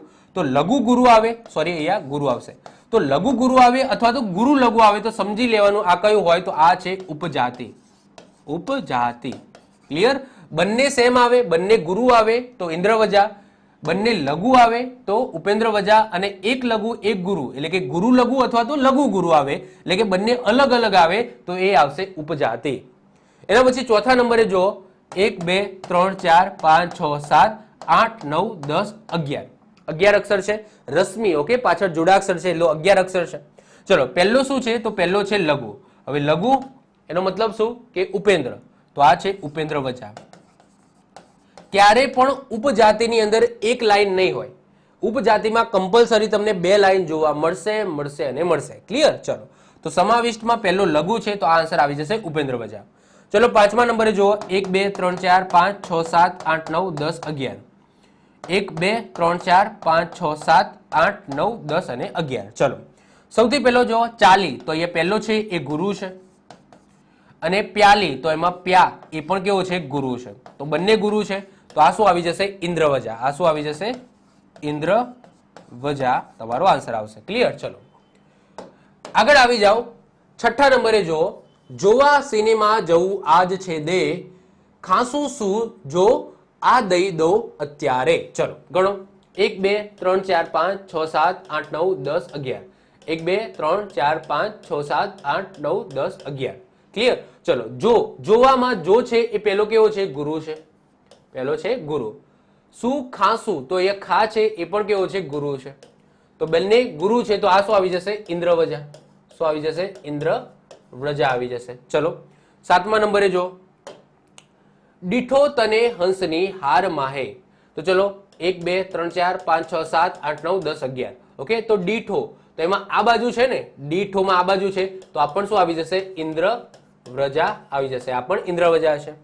આઠમું જો તો જો હવે હું ગણતો નથી, બધા 11 11 છે, તમારે ગણવું હોય તો તમે ગણી લેજો અહીંયા, કારણ કે મેં જે ઉદાહરણ લીધા છે એ બધા 11 અક્ષર વાળા લીધા છે, તમારે એક્ઝામની અંદર ગણવાના. અત્યારે હું નથી ગણતો કારણ કે મને ખબર છે કે આપણે 11 અક્ષર વાળા છંદ ભણીએ છીએ, તો એમાં બધામાં 11 અક્ષર તો હશે ને હશે. ચલો તો આમાં પહેલી નંબર આઠમામાં જો તમે આગળ રસે, તો આ રસ કેવું છે, તો ર છે લઘુ, ર છે લઘુ. પ્રભુ જો પ્રભુમાં આ પ્ર છે એ પણ લઘુ જ છે, કેવો છે લઘુ છે. મેં તમને કીધું હતું જ્યારે લઘુ અને ગુરુની મેં કન્ડિશન સમજાવી હતી લેક્ચર નંબર 1 ની અંદર, ત્યારે મેં તમને કીધું હતું કે આ રીતના ક્ર આવે છે તો આ પણ શેમાં ગણવાનું, આપણે લઘુની અંદર ગણવાનું. તો પ્રભુમાં આ જે પ્ર છે એ લઘુ છે, તો બંને લઘુ છે, તો આ આવી જશે ઉપેન્દ્રવજા, ઉપેન્દ્રવજા આવી જશે. નવમો જો સુલોચનનાને શિર અંધ સ્વામી, શું તો આગળ શું છે એ લઘુ છે, તો આ પણ શું આવી જશે ઉપેન્દ્રવજા, ઉપેન્દ્રવજા આવી જશે. 10મા નંબરે જો તો આયુષ્ય, આયુષ્યમાં આ છે એ કેવો છે ગુરુ છે, આ છે ગુરુ છે. અને જુવાનમાં આ જે જુ છે એ કેવો છે લઘુ છે, એનો મતલબ ઉપર ગુરુ છે નીચે લઘુ છે, તો આ કેવો હશે, તો આ હશે ઉપજાતિ, કેવો હશે ઉપજાતિ. એના પછી 11મા નંબરે જુઓ દયા, દયામાં દ જુઓ તો દ કેવો છે, તો દ છે તમારો લઘુ. અને હતી, હતીમાં હ જુઓ એ પણ કેવો છે લઘુ છે, તો ઉપર નીચે બંને લઘુ છે, તો આ હશે ઉપેન્દ્રવજા, આ છે ઉપેન્દ્રવ્રજા. ચલો 12મા નંબરે જો તો 12મા નંબરે તમને 4 લાઈન આપેલી છે, તો 4 લાઈનની અંદર તમે ધ્યાનથી જોશો ને, ચલો દુર્યોધન પ્રેરિત દૂત 1, તો આની અંદર પણ આ 11 છે, આ પણ 11 છે, આ પણ 11 છે અને આ પણ 11 છે. હવે 4 લાઈન હોય ને તો પોસિબિલિટી છે કે આ ઉપજાતિ હોય, કારણ કે તમે જોશો ને કે આમાં બધામાં 11 છે. દુર્યોધનમાં પહેલો જે દુ છે એ કેવો છે, તો એ છે ગુરુ, આ છે ગુરુ. દે છે એ કેવો છે ગુરુ છે. એના પછી જતોમાં આ જ જુઓ એ છે લઘુ, અને શું તમે જુઓ તો આ છે લઘુ, એનો મતલબ કે 2 ગુરુ છે અને 2 લઘુ છે. તો જો આ રીતના પણ આપી શકે છે, કન્ફ્યુઝ થવાનું નથી, બંનેમાં 11 છે. હવે જો આ લાઈનને તમે એક લાઈનની અંદર, જેમ કે અહીંયા 2 લાઈન છે, આને તમે એક લાઈનની અંદર લખી દો અને આ બંનેને પણ એક લાઈનની અંદર લખી દો, તો તમને જોવા મળશે કે ઉપર ગુરુ છે અને નીચે લઘુ છે, આવું પણ તમે જોઈ શકો છો. પરંતુ 4 ચરણને આ રીતના, 4 ચરણ છે ને આ રીતના ન આપતા, આ રીતના ન આપતા એમને સીધા 4 ચરણ લખેલા છે, 1 2 3 4 આ રીતના લખેલા છે, તો કન્ફ્યુઝ થવાનું નથી. તો પહેલા 2 તમે જોશો તો એ ગુરુ છે અને બાકીના 2 તમે જોશો તો લઘુ છે, તો એનો મતલબ આ કયું છે, તો આ છે ઉપજાતિ. ક્લિયર? ચલો એના પછી 13મા નંબરે જો તો જે, તો આ જે કેવો છે, તો આ છે ગુરુ, અને બનીમાં બ કેવો છે લઘુ છે, તો આ પણ શું આવશે, આ પણ છે ઉપજાતિ. ક્લિયર? તો જો ઉપેન્દ્રવજા, ઇન્દ્રવજા અને ઉપજાતિ, આઈ હોપ સો તમને ખ્યાલ આવી ગયો હશે. જો ઇન્દ્રવજા હશે તો એમાં પહેલો અક્ષર છે એ ગુરુ હશે, પહેલો અક્ષર ગુરુ હશે, ભલે 2 લાઈન હોય કે 1 લાઈન હોય, પહેલો અક્ષર તમને ગુરુ જોવા મળશે. એ જ રીતના ઉપેન્દ્રવજા હશે તો એમાં પહેલો અક્ષર કેવો હશે, લઘુ હશે, લઘુ હશે, યાદ રાખી લેવાનું. હવે 2 લાઈન હોય તો બંને લઘુ હશે, સિંગલ લાઈન હોય તો આગળનો અક્ષર લઘુ હશે. ઉપજાતિની અંદર કેવું હશે, 2 લાઈન કમ્પલસરી હશે, 2 થી આ રીતના 4 પણ લાઈન આપી શકે છે, તો અડધા લઘુ હશે, અડધા ગુરુ હશે. ધેટ્સ મીન્સ કે શું, કે જેટલી લાઈન હોય એમાંથી અડધી લાઈનમાં પહેલો અક્ષર લઘુ હશે અને બાકીની જે અડધી લાઈન છે એની અંદર ગુરુ હશે, એટલે કે લઘુ હશે તો ગુરુ હશે. તો પહેલી પંક્તિમાં પહેલો અક્ષર લઘુ હશે તો બીજી પંક્તિમાં પહેલો અક્ષર ગુરુ હશે, અથવા તો પહેલી પંક્તિમાં પહેલો અક્ષર ગુરુ હશે તો બીજી પંક્તિમાં પહેલો અક્ષર એ કેવો હશે, લઘુ હશે. ખ્યાલ આવ્યો? તો આને ઉપજાતિ કહીશું. આના સિવાય એક 11મા નંબરે એક છંદ આવે છે શાલિની, એની અંદર પણ તમને 11 અક્ષર જોવા મળશે, પરંતુ આ રેર ઓફ ધ રેર કેસની અંદર પૂછાય છે. હવે જો 11 અક્ષર હોય ને તો શું પહેલા ચેક કરવાનું એ સમજી લો. જ્યારે પણ 11 અક્ષરનો છંદ આવે છે ત્યારે શાલિની એ ઓપ્શનમાં છે કે નહીં આ પહેલું ચેક કરવાનું. 90% કેસની અંદર શાલિની ઓપ્શનમાં નહીં હોય, ઇન્દ્રવજા, ઉપેન્દ્રવજા અને ઉપજાતિ જ હશે. તો એ તો કઈ રીતના ઓળખવાનું એ મેં તમને જણાવી દીધું. પરંતુ માની લો કે 11 અક્ષરનો છંદ આવે છે અને ઓપ્શનની અંદર શાલિની છે, તો તમારે 2 સ્ટેપ ફોલો કરવાના. સૌથી પહેલા તો આગળ જે મેં લઘુ ગુરુ ચેક કરવાનું, અથવા તો લઘુ ગુરુ અથવા તો લઘુ લઘુ કે ગુરુ ગુરુ છે એ ચેક કરી લો. ક્લિયર? એના પછી તમારે જો શાલિની ઓપ્શનમાં હોય તો તમારે એક સ્ટેપ વધારે ચેક કરવું પડશે કે આ શાલિની તો નથી ને, કારણ કે શાલિની અંદર શું હશે ખબર છે? પ્રથમ 3 અક્ષર ગુરુ હશે અને છેલ્લા 2 ગુરુ હશે. શાલિની અંદર તમારે યાદ રાખી લેવાનું કે 11 અક્ષરનો છંદ છે, 11 અક્ષરનો છંદ છે, એમાં જો આગળના 3 ગુરુ અને છેલ્લા 2 ગુરુ હોય, આગળના 3 ગુરુ અને છેલ્લા 2 ગુરુ હોય તો એ શાલિની છંદ હશે. ખ્યાલ આવ્યો? તો એ શાલિની હશે. તો આ એક કન્ડિશન તમારે ચેક કરી લેવાનું. ક્યારે ચેક કરવાની? જ્યારે ઓપ્શનની અંદર શાલિની હોય તો જ કરવાની, બાકી ડાયરેક્ટ ઇન્દ્રવજા, ઉપેન્દ્રવજા અને ઉપજાતિ લખી દેવાનું. ખ્યાલ આવ્યો? તો આ રેર ઓફ ધ રેર કેસની અંદર પૂછાય છે શાલિની, જેનું બંધારણ છે મ ન ત ગાગા. ઓકે, મન ત ગાગા. તો કઈ રીતના યાદ રાખીશું? તો શાલિની નામની છોકરી છે જેને ગાવાની ઈચ્છા થાય, એટલે કે મનમાં ઈચ્છા થાય તો જ એ ગાય છે. કઈ રીતના યાદ રાખીશું? ફરીથી રિપીટ કરું છું, બંધારણ પણ પૂછાઈ શકે છે. તો શાલિની મન ત ગાગા એટલે કે એના મનની અંદર જો ગાવાની ઈચ્છા હોય તો જ એ ગાશે. તો નામથી જ ખબર પડી જાય શાલિની. શાલિની એટલે શાલિની છોકરી યાદ કરી લેવાની. અને શાલિની છોકરી જ્યારે મન ત ગાગા એટલે કે જ્યારે એની ઈચ્છા હોય, જ્યારે એનું મન માને છે, મન કહે છે, ત્યારે જ એ ગા છે. ક્લિયર? અને કઈ રીતના ઓળખાય? તો પ્રથમ 3 ગુરુ અને છેલ્લા 2 ગુરુ હોય. તો આ રીતના તમે શાલિની છંદને ઓળખી શકો છો. આની અંદર પણ કેટલા અક્ષર હશે? તો 11 અક્ષર હશે. ખ્યાલ આવ્યો? તો આ સાથે આપણા 4 છંદ ઇન્દ્રવજા, ઉપેન્દ્રવજા, ઉપજાતિ અને શાલિની અહીંયા પૂરા થાય છે. ઓકે, હવે વાત કરીએ 12 અક્ષર વાળા છંદની. તો ટોટલ 5 એવા છંદ છે જેની અંદર 12 અક્ષર આવે છે. હવે જો 12 અક્ષર વાળો કોઈ છંદ પૂછાશે તો 70 થી લઈને 80% ચાન્સીસ છે કે આ 2 છંદમાંથી એક હશે. એટલે કે સૌથી વધારે જો 12 અક્ષરનો છંદ પૂછાતો હોય તો એ ટોટક અને ભુજંગીમાંથી જ હોય છે. પરંતુ કોઈક વખત ચાન્સીસ છે કે વંશસ્થ, ઇન્દ્રવંશા અને ધ્રુત વિલંબિતમાંથી પણ હોઈ શકે છે. હવે કઈ રીતના ઓળખીશું? તો એના માટે તમારે એનું બંધારણ તમને ખબર હોવી જોઈએ. ચલો કદાચ બંધારણ ન ખબર હોય તો એ જે છેલ્લું વાક્ય લખેલું છે એ તમને ખબર હોવી જોઈએ. બધાની અંદર એટલે કે 5 ની અંદર 12 અક્ષર છે. ટોટકની વાત કરીએ તો ટોટકનું બંધારણ છે સ સ સ સ અને ભુજંગીનું બંધારણ છે ય ય ય ય. કઈ રીતના યાદ રાખીશું? ટોટક, ટોટક ઉપરથી શબ્દ આવે છે તોતળું. તોતળું ધેટ્સ મીન્સ કે અટકીને બોલતું હોય, એટલે કે એક શબ્દ મલ્ટિપલ ટાઈમ શું કરે? રિપીટ કરે. તો એ તોતળો છોકરો છે એ કયો શબ્દ રિપીટ કરે છે? તો સ શબ્દ છે એ રિપીટ કરે છે. તો સ સ સ સ આ રીતના યાદ રાખી શકો છો. અને આ બાજુ છે ભુજંગી. ભુજંગી ઉપરથી ભુજિયો ડુંગર યાદ રાખો અને ભુજિયા ડુંગર ઉપરથી ય ય ય ય. ઓકે, આ રીતના જે શબ્દ છે એ તમે યાદ રાખી શકો છો. ટૂંકમાં આ બંનેના બંધારણ તમારે યાદ રાખવાના છે. ટોટક સ સ સ સ અને ભુજંગી ય ય ય ય. વાત કરીએ ટોટકની તો ટોટકની અંદર શું હશે? પ્રથમ અક્ષર લઘુ હશે, બીજો અક્ષર લઘુ હશે અને ત્રીજો અક્ષર ગુરુ હશે. એટલે કે લઘુ ગુરુ ગુરુ હશે. સોરી, લઘુ લઘુ ગુરુ હશે. જ્યારે ભુજંગીની અંદર શું હશે? લઘુ ગુરુ ગુરુ હશે. ફરીથી રિપીટ કરું છું, આ બંનેમાં શું ડિફરન્સ હશે? તો જ્યારે પણ ટોટક કે ભુજંગી આવશે તો અક્ષર તો 12 જ હશે. આ બધાની અંદર અક્ષર તો 12 જ હશે. જો ટોટક હશે તો એની અંદર લઘુ લઘુ ગુરુ હશે. એટલે કે આ રીતના હશે, પહેલો અક્ષર લઘુ, બીજો અક્ષર લઘુ અને ત્રીજો ગુરુ હશે. જ્યારે ભુજંગીની અંદર શું હશે? પહેલો લઘુ અને બીજા બાકીના 2 એ ગુરુ હશે. એના પછી વાત કરીએ વંશસ્થ. વંશસ્થ એનું બંધારણ છે જતજર. શું છે? જતજર. અને ઇન્દ્રવંશાનું છે તતજર. શું છે? તતજર. તો આમાં એક જ આંકડાનો ફરક છે, એ છે અહીંયા જ આવે છે અને અહીંયા ત આવે છે. બાકીનું સેમ ટુ સેમ છે, તમે જોઈ શકો છો. વંશસની અંદર જતજર આવશે અને ઇન્દ્રવંશાની અંદર તતજર આવશે. ધૂત વિલંબિત એની અંદર છે નભભર. શું છે? નભભર. નોર્મલી આ જે 3 છંદ છે એ પૂછાતા નથી, પરંતુ મેં આની અંદર કવર કર્યા છે. જે વંશસ્થ હશે એની અંદર શું હશે? લઘુ ગુરુ લઘુ હશે. શું હશે? પહેલો લઘુ હશે, બીજો ગુરુ હશે અને ત્રીજો લઘુ હશે.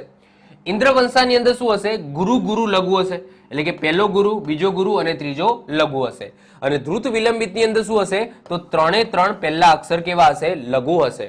તો ટૂંકમાં 12 અક્ષર બધાની અંદર હશે, પરંતુ ઓળખવા માટે આ જે છેલ્લી લાઈન લખેલી છે એ તમને ખબર હોવી જોઈએ. એટલે કે ટોટક હશે તો એમાં લઘુ લઘુ ગુરુ, ભુજંગી હશે તો લઘુ ગુરુ ગુરુ, વંશસ્થ હશે તો લઘુ ગુરુ લઘુ, ઇન્દ્રવંશા હશે તો ગુરુ ગુરુ લઘુ, અને ધ્રુત વિલંબિત હશે તો પહેલા 3 એ 3 અક્ષર કેવા હશે?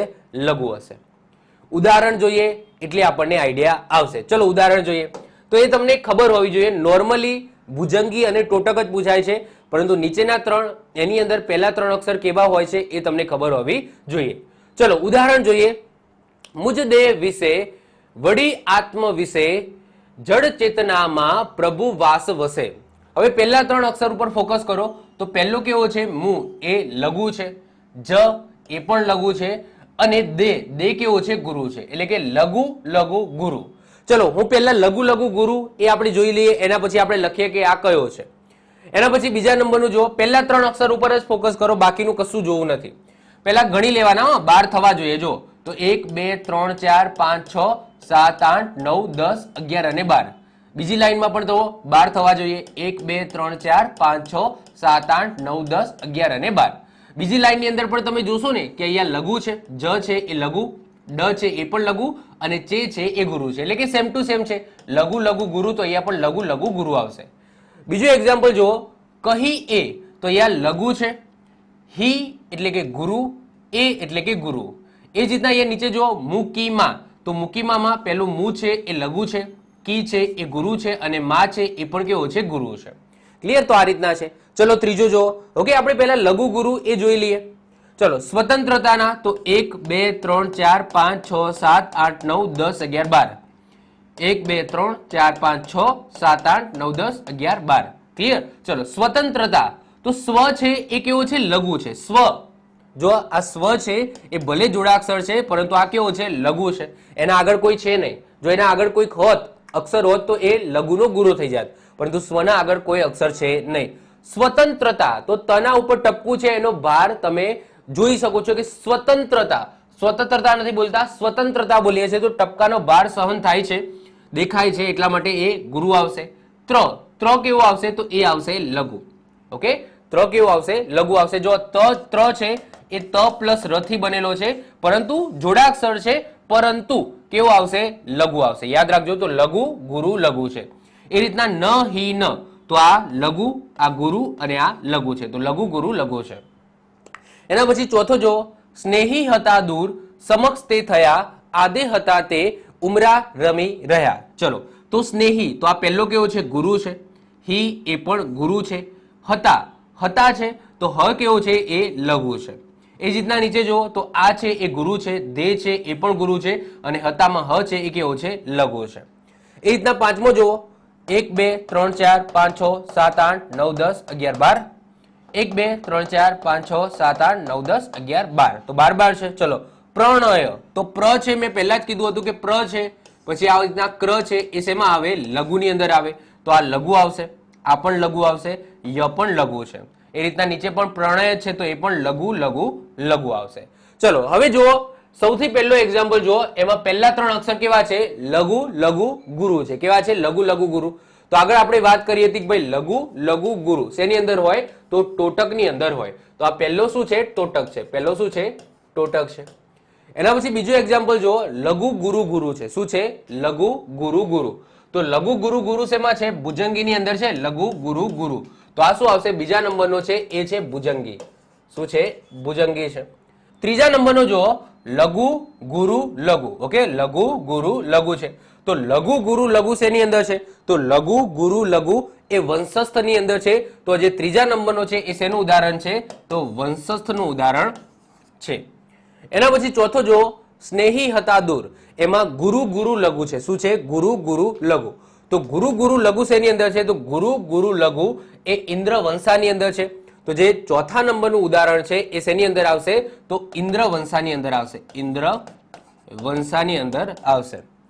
એના પછી પાંચમા નંબરે જો. તો તો 5મા નંબરે લઘુ લઘુ લઘુ છે. ઓકે, પહેલા 3 3 લઘુ છે, તો 3 3 લઘુ હોય તો એવું કયું છે? તો ધ્રુત વિલંબિત છે. કયું છે? ધ્રુત વિલંબિત. તો આ થશે ધ્રુત વિલંબિત. ક્લિયર? ટૂંકમાં એટલું યાદ રાખો, નોર્મલી 12 અક્ષરના ભુજંગી અને ટોટક જ પૂછાય છે, પરંતુ મેં તમને કીધું એમ કે આ જે છે એના માટે 5 છે, મતલબ કે 12 અક્ષરના તમને 5 છંદ જોવા મળશે, જેમાંથી બની શકે કે પેપર સેટર છે થોડું હાર્ડ પૂછવું હોય તો નીચેના વંશસ્થ, ઇન્દ્રવંશા અને ધ્રુત વિલંબિતમાંથી પણ પૂછી શકે. તો તમારે આટલું તો ખાલી યાદ રાખવું પડશે અને પડશે જ. ટોટક હોય તો એમાં લઘુ લઘુ ગુરુ હશે, ભુજંગી હોય તો લઘુ ગુરુ ગુરુ હશે, એના પછી વંશસ્થ હોય તો લઘુ ગુરુ લઘુ હશે, ઇન્દ્રવંશા હોય તો ગુરુ ગુરુ લઘુ હશે, અને ધ્રુત વિલંબિતની અંદર લઘુ લઘુ લઘુ હશે. હજુ 2 એક્ઝામ્પલ આપણે જોઈ લઈએ. ભલો દૂરથી દેખાતા દિલ ભાવ્યો, ચડી જેમ આકાશમાં મેઘ આવ્યો. ચલો, તો ભ લો દુ, તો અહીંયા ભ છે એ કેવો છે? લઘુ છે. લો છે એ ગુરુ છે, અને દુ છે એ પણ કેવો છે? ગુરુ છે. એ જ રીતના નીચે પણ તમે જોઈ શકો છો, આ ચ છે એ લઘુ છે, ડી છે એ ગુરુ છે, અને જે છે એ ગુરુ છે. એના પછી 7મા નંબરે જો વ દ ને, તો આ લઘુ લઘુ ગુરુ છે. તો અહીંયા પણ તમે જોઈ શકો છો, આ લઘુ અને આ ગુરુ છે. ચલો, તો લઘુ ગુરુ ગુરુ શેની અંદર હતું? તો લઘુ ગુરુ ગુરુ શેની અંદર હતું? તો લઘુ ગુરુ ગુરુ એ ભુજંગીની અંદર હતું. અને બીજા નંબરે લઘુ લઘુ ગુરુ હતું, એ શેનું ઉદાહરણ હતું? ટોટકનું ઉદાહરણ હતું. ચલો, તો ઉપરનું જે ઉદાહરણ છે આ છે ભુજંગી, અને નીચેનું ઉદાહરણ છે એ છે ટોટકનું. ઓકે, લઘુ લઘુ ગુરુ. ક્લિયર? તો ટૂંકમાં હું જસ્ટ એટલું કહેવા માંગુ છું કે 12 અક્ષરના 5 છંદ છે. 12 અક્ષરના છંદ આવે છે તો આ 5માંથી ગમે તે એક હોઈ શકે છે. કઈ રીતના તમે ઓળખી શકશો? તો આ નીચેની જે લાઈન છે એ તમારે યાદ રાખવી પડશે. નીચેની લાઈન યાદ રહી જશે તો એનો મતલબ તમને છંદ આવડી ગયો. ક્લિયર? ચલો, તો આ 5 છે એ 12 અક્ષરના છંદ છે, જેમાં સૌથી વધારે પૂછાવાની શક્યતા ટોટક અને ભુજંગીની છે. આ 3 રેર ઓફ ધ રેર કેસની અંદર પૂછાય છે, પરંતુ આપણે આ બધાની છેલ્લી લાઈન આપણે યાદ રાખીશું. ક્લિયર? માત્ર 3 છંદ બાકી છે જે આજના લેક્ચરમાં કવર કરીશું, એટલે કે આજના લેક્ચરની અંદર આપણે અક્ષરમેળ છંદને પૂરા કરીશું. ટોટલ અક્ષરમેળ છંદ 19 છે, જેમાંથી આપણે 16 જેટલા અક્ષરમેળ છંદ કવર કરી લીધા છે અગાઉના પાર્ટ્સની અંદર. હવે 3 છંદ બાકી છે, મનહર, અનુષ્ટુપ અને માલિની. તો આજના લેક્ચરમાં આ 3 છંદ જોઈ લઈએ એટલે આપણા અક્ષરમેળ છંદ પૂરા થાય. સૌથી પહેલા વાત કરીએ મનહર. તો મનહરની અંદર કેટલા અક્ષર હશે? તો મનહરની અંદર 31 અક્ષર હશે. કેટલા હશે? 31 અક્ષર તમને જોવા મળશે. અને કઈ રીતના ગોઠવાયેલા હશે? તો 8 8 8 7 આ રીતના ગોઠવાયેલા હશે. નોર્મલી આ રીતના તમને જોવા મળશે કે કોઈ પણ મનહર છંદનું ઉદાહરણ હશે તો એની અંદર તમને 2 પંક્તિઓ આ રીતના જોવા મળશે. 2 પંક્તિઓ હશે, એ 2 પંક્તિઓમાં વચ્ચે અલ્પવિરામ હોય પણ ખરા, ન પણ હોય. તો એમાં આ રીતના હશે 8 8 8 અને 7 આ રીતના તમને જોવા મળશે. આ રીતના તમને 31 અક્ષર જોવા મળશે નોર્મલી. એના પછી વાત કરીએ યતિની, તો યતિ તમને 8મા 16મા અને 24મા અક્ષરે જોવા મળશે મનહરની અંદર. મનહરનું કોઈ જ બંધારણ નથી, અનુષ્ટુપનું પણ કોઈ પ્રોપર બંધારણ નથી, પરંતુ ઓળખવા માટેની રીત તમને જોવા મળશે, બાકી પ્રોપર એનું બંધારણ નથી. માલિનીનું બંધારણ છે ન ન મ ય. ચલો વાત કરીએ અનુષ્ટુપની. તો અનુષ્ટુપના કેટલા અક્ષર હોય છે? તો અનુષ્ટુપની અંદર 32 અક્ષર હોય છે, જેની અંદર 4 પંક્તિમાં 8 8 8 8. ઓકે, 8 ચોક 32 આ રીતના ગોઠવાયેલા હશે. તો જો તમને 4 ચરણ આપેલા હશે તો આ રીતના હશે 8 8 8 અને 8 આ રીતના તમને ગોઠવાયેલા જોવા મળશે. જો 2 પંક્તિમાં હશે તો ઉપર 16 અને નીચે 16 આ રીતના હશે. પહેલી પંક્તિમાં 16 અક્ષર અને બીજી પંક્તિમાં પણ 16 અક્ષર. અને મનહરની અંદર કેવું હશે? પહેલી પંક્તિની અંદર 16 અક્ષર અને બીજી પંક્તિની અંદર 15 અક્ષર તમને જોવા મળશે. તો આ રીતના ગોઠવાયેલા હશે મનહરની અંદર, અને આ રીતના ગોઠવાયેલા હશે શેના? અનુષ્ટુપની અંદર. બીજી વસ્તુ, આની અંદર પણ યતિ તમને 8મા 16મા 24મા અક્ષરે જોવા મળશે. બીજી વસ્તુ કે કોઈક વખત અનુષ્ટુપ અને સાથે સાથે કોઈ એવું ઉદાહરણ આવી જાય જેમાં તમને 2 ઓપ્શનની અંદર 2 છે એ અક્ષરમેળ છંદ આપેલા હોય અને 2 માત્રામેળ છંદ આપેલા હોય, તો એ સમયે તમારે માત્રા પણ ચેક કરવી પડે અને અક્ષર પણ ચેક કરવા પડે. તો એવા સમયે અનુષ્ટુપને તમે કઈ રીતના ઓળખી શકો? કારણ કે સમજી લો માત્રામેળ છંદ છે એ પણ સેટિસ્ફાઈડ થતું હોય અને અક્ષરો એ પણ સેટિસ્ફાઈડ થતા હોય, તો એ સમયે તમે કઈ રીતના ઓળખી શકો કે આ જે ઉદાહરણ છે એ માત્રામેળનું છે કે અક્ષરમેળનું છે? તો એ સમયે જો 32 અક્ષર થતા હોય અને માત્રા ગણવાથી પણ કોઈક માત્રામેળ છંદ છે એ ઓળખમાં આવતો હોય તો આવા સમયે એક કન્ડિશન તમારે ચેક કરવાની અનુષ્ટુપ છંદને ઓળખવા માટે. કઈ કન્ડિશન? કે પ્રથમ અને ત્રીજા ચરણની અંદર, એટલે કે માની લો કે આ રીતના તમને આપેલો હશે અનુષ્ટુપ છંદ, આ રીતના આપેલો હશે તો એમાં આ પહેલું ચરણ છે, આ બીજું ચરણ છે, આ ત્રીજું ચરણ છે અને આ ચોથું ચરણ છે. તો પહેલા અને ત્રીજા ચરણમાં જે પાંચમો, છઠ્ઠો અને સાતમો અક્ષર હોય, પાંચમો, છઠ્ઠો અને સાતમો અક્ષર હોય એ કઈ રીતના હશે? તો લઘુ ગુરુ ગુરુ હશે. કઈ રીતના હશે? લઘુ ગુરુ ગુરુ હશે. લઘુ ગુરુ ગુરુ હશે. અને જે બીજું અને ચોથું ચરણ છે એની અંદર પાંચમો, છઠ્ઠો અને સાતમો, પાંચમો, છઠ્ઠો અને સાતમો કઈ રીતના હશે? તો એ હશે લઘુ ગુરુ લઘુ. કઈ રીતના હશે? લઘુ ગુરુ લઘુ. તો આ રીતના તમે ઓળખી શકો છો કે આ અનુષ્ટુપ છે. આવું ક્યારે જોવાનું? જ્યારે ઓપ્શનની અંદર માત્રામેળ છંદ અને અક્ષરમેળ છંદ બંને હોય અને એમાં માત્રા ગણવાથી અને અક્ષર ગણવાથી, અક્ષર ગણવાથી 32 થાય છે અને માત્રા ગણવાથી પણ કોઈક એવો છંદ છે જે માત્રામેળ છંદની અંદર આવે છે એ ક્યાંક ને ક્યાંક ઓળખાતો હોય તો એવા સમયે આ તમે કન્ડિશન ચેક કરી લો તો આનાથી કન્ફર્મ થઈ જાય કે આ અનુષ્ટુપ છંદ છે. બાકી જો બધા ઓપ્શન છે એ અક્ષરમેળ છંદના હોય તો જસ્ટ અક્ષરો ગણી લેવાના. અક્ષર જો 32 થઈ જાય છે તો સિમ્પલ છે, કહી દેવાનું કે આ અનુષ્ટુપ છે. બીજી વસ્તુ કે કોઈક વખત તમને ઉદાહરણ આપ્યું હોય જેની અંદર તમે ગણતરી કરો છો, એમાં તમને એવું લાગે છે કે ગણતરીની અંદર ભૂલ છે, આની અંદર કોઈક વખત 31 પણ તમે માની લો છો, કોઈક વખત 32 પણ માની લો છો, તો એ સમયે પણ તમે આ કન્ડિશન ચેક કરી શકો છો. માની લો કે કોઈ પંક્તિ આપેલી છે 2, હવે તમે ગણો છો તો તમને એવું લાગે છે કે 31 અથવા તો 32 થાય છે, 31 અથવા તો 32, એટલે કે કોઈક જોડા અક્ષર છે જેમાં તમને ખબર નથી પડતી અને તને એને 1 ગણવો કે 2 ગણવો તમને ખબર ના પડી તો એમાં તમે માની લો કે કદાચ 31 કદાચ 32 થાય છે. તો જો 31 થાય તો મનહર થાય, 32 થાય તો અનુષ્ટુપ થાય. તો લખવું શું? તો એમાં પણ તમે આ કન્ડિશન ચેક કરીને તમે કન્ફર્મ કરી શકો છો કે આ અનુષ્ટુપ છે કે મનહર છે. જો આ કન્ડિશન ચેક કરો, સેટિસ્ફાઈડ થાય છે તો અનુષ્ટુપ એ ફાઇનલ છે, બાકી એ કયો હોઈ શકે છે? મનહર હોઈ શકે છે. એના પછી વાત કરીએ માલિની. માલિનીની અંદર કેટલા છે અક્ષર? 15 હોય છે. એક જ એવો છંદ છે જેની અંદર 15 અક્ષર હશે, એ છે માલિની. એનું બંધારણ છે ન ન મ ય ય. શું છે? ન ન મ ય ય, જેમાં 8મા અક્ષરે શું આવે છે? યતિ આવે છે. હવે આપણે જોઈશું ઉદાહરણ, મનહરના જોઈશું, અનુષ્ટુપના જોઈશું અને માલિનીના પણ ઉદાહરણ જોઈશું. કઈ રીતના ઓળખાય એ આપણે જોઈશું કે કઈ રીતના એ હોય છે. ચલો સૌથી પહેલા વાત કરીએ. ઊંટ કહે આ સભામાં, વાંકા અંગવાડા ભૂંડા, ભૂતળમાં પક્ષીઓને પશુઓ અપાર છે. અક્ષર સૌથી પહેલા ગણો. 1 2 3 4 5 6 7 8 9 10 11 12 13 14 15 અને 16. તો પહેલી પંક્તિની અંદર તમને 16 અક્ષર જોવા મળે છે. બીજી પંક્તિ જુઓ તો 1 2 3 4 5 6 7 8 9 10 11 12 13 14 15. તો બીજામાં કેટલા થયા? 15 થયા. તો પહેલી પંક્તિની અંદર 16 થયા અને બીજી પંક્તિમાં 15 થયા તો 16 + 15 કેટલા થયા? 31. કેટલા થયા? 31. અને 31 વાળો કયો છંદ છે? તો એ છે આપણો મનહર. કયો છે? મનહર છે. તો મનહર છંદમાં આ રીતના જ્યારે 2 પંક્તિઓ આપેલી હશે તો ઉપરની પંક્તિમાં 16 અક્ષર થશે અને નીચેની પંક્તિમાં 15 અક્ષર થશે. એના પછી બીજું જુઓ. 12 વર્ષો થયા તાત મૃત્યુના પડદા નમે, હજી એ ચક્ષુમાં તોય પ્રવેશો પૂર્વના રમે. તો ચલો 1 2 3 4 5 6 7 8 9 10 11 12 13 14 15 16. તો પહેલી પંક્તિમાં કેટલા થયા? 16 થયા. બીજી પંક્તિ જુઓ. 1 2 3 4 5 6 7 8 9 10 11 12 13 14 15 અને 16. તો બીજીમાં પણ કેટલા થયા? 16 થયા. તો 16 અને 16 એટલે કે ટોટલ 32 થયા. તો આ કયો હશે? અનુષ્ટુપ. કયો હશે? અનુષ્ટુપ હશે. ચલો એના પછી ત્રીજો જુઓ. ધર્મ કરમ કેરી ભૂમ આ ભવ્ય મારી, અગણિત સુકૃતોની સિદ્ધિ પામેલી સારી. ચલો તો 1 2 3 4 5 6 7 8 9 10 11 12 13 14 15. તો આ 15 થયા. 1 2 3 4 5 6 7 8 9 10 11 12 13 14 અને 15. તો આ પણ કેટલા થયા? 15 થયા.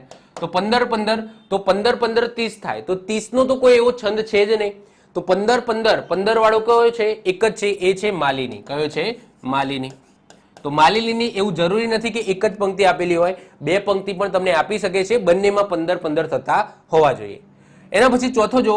સૌંદર્ય વેડફી દેતા નાના સુંદરતા મળે. ચલો તો એક સૌંદર્યો. ઓકે, તો સૌંદર્યો આ 2 આ 3 4 5 6 7 8 9 10 11 12 13 14 15 અને 16. કેટલા છે? 16 છે. હવે તમને એવું થાય કે આ તો 16 જ છે, 15 તો છે ને, 15 હોત તો આપણે માલિની લખી દેત. હવે 16 છે તો 16 ની અંદર પહેલી પંક્તિની અંદર મનહર પણ હોઈ શકે, અનુષ્ટુપ પણ હોઈ શકે. તો જો યાદ રાખજો, ક્યારે પણ મનહર છે એ તમને એક પંક્તિમાં જોવા મળશે નહીં. જો જ્યારે પણ કોઈ એવો છંદ હોય જેને તમારે સમજી લો કે કોઈ મોટો છંદ છે, જેમ કે અહીંયા વાત કરીએ અનુષ્ટુપની, તો અનુષ્ટુપમાં બંને પંક્તિમાં 16 થાય છે, તો આ રીતના એક પંક્તિ આપણને આપી શકે છે. પરંતુ જો 16 અને 15, જેમ કે મનહરમાં ઉપરની પંક્તિમાં 16 હોય છે અને નીચેની પંક્તિમાં 15 હોય છે, તો ક્યારેય પણ તમને એક લાઈનમાં આપશે નહીં. તો જ્યારે પણ તમને એક લાઈનમાં આપે અને 16 અક્ષર થાય છે, તો લખી દેવાનું કે આ છે અનુષ્ટુપ. આ શું છે? અનુષ્ટુપ છે. ક્યારે પણ મનહર હશે નહીં. તો મનહર છંદમાં કમ્પલસરી બે લાઈન આપેલી હશે અને હશે. કેમ? કારણ કે ઉપરની લાઈનમાં 16 થાય છે અને નીચેમાં 15 થાય છે. જો બંનેમાં 16 હોય, જેમ કે અનુષ્ટુપમાં બંનેમાં 16 છે, તો એક લાઈન આપે તો ચાલે. પરંતુ બંનેમાં જ્યારે અલગ અલગ થતા હોય ત્યારે એક લાઈનથી કામ ચાલે નહીં. એમાં કમ્પલસરી પેપર સેટરને બે લાઈન આપવી જ પડે. કારણ કે એક લાઈન આપે તો પહેલામાં 16 થઈ જાય, પછી નીચેનામાં 15 છે કે નહીં, શું ખબર? તો મનહરમાં કમ્પલસરી તમને બે લાઈન આપેલી હશે. જો આ રીતના એક લાઈન આપે છે અને એમાં 16 થઈ જાય છે, તો એને તમારે શું ગણી લેવાનું? અનુષ્ટુપ ગણી લેવાનું. 15 થાય છે તો તમારે શું ગણી લેવાનું? માલિની ગણી લેવાનું. ક્લિયર? ચલો, 5મા નંબરે જો, આંધળી દડેને આટો 4 શ્વાન ચાટી જાય, એ આટો ક્યારે એને આવશે આહારમાં? ચલો, તો 1 2 3 4 5 6 7 8 9 10 11 12 13 14 15 16. તો પહેલી પંક્તિમાં 16 થયા. 1 2 3 4 ક્યારે, ઓકે, તો આ 3 ગણવાના. તો 3 અને 3 6 7 8 9 10 11 12 13 14 અને 15. તો બીજી પંક્તિમાં 15 થયા. તો પહેલીમાં 16, બીજીમાં 15, એટલે કયો છંદ હશે? તો આ છે મનહર. કયો છે? આ મનહર છંદ છે. ક્લિયર? ચલો, એના પછી 6થા નંબરે જો, થાંભલે ચડીને ઘોડા વીજળીના ગેપ કીધા, એવા એવા કામ અમે બાહોશીના કીધા છે. ચલો ગણો, 1 2 3 4 5 6 7 8 9 10 11 12 13 14 15 અને 16. તો પહેલી પંક્તિમાં 16 થાય છે. બીજી પંક્તિમાં જો, 1 2 3 4 5 6 7 8 9 10 11 12 13 14 અને 15. તો બીજીમાં 15 થાય છે. તો ઉપર 16, નીચે 15, ટોટલ કેટલા થયા? 31. તો આ છે મનહર. કયો છે? મનહર છંદ છે. ચલો, 7મો જો, તંબુરે તાર તૂટ્યા છે, તૂટ્યો તંબુર આજ છે, મૃત્યુના તીવ્ર સૂત્રોથી ઘેરાતી આજ સાંજ છે. ચલો, તો 1 2 3 4 5 6 7 8 9 10 11 12 13 14 15 16. તો પહેલી પંક્તિમાં 16 છે. મૃત્યુના એટલે કે 1 2 3 4 5 6 7 8 9 10 11 12 13 14 15 અને 16. તો બીજીમાં પણ 16 છે.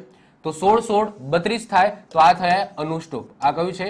અનુષ્ટુપ છે. ક્લિયર? ચલો, 8મા નંબરે જો, જમીન દબરવાળી ચાલ હઈ, પાય પોચા કર સણગટ માથે, તાપ જો સખ્ત કેવો. ચલો ગણો, 1 2 3 4 5 6 7 8 9 10 11 12 13 14 અને 15. તો પહેલી પંક્તિમાં 15 થાય છે.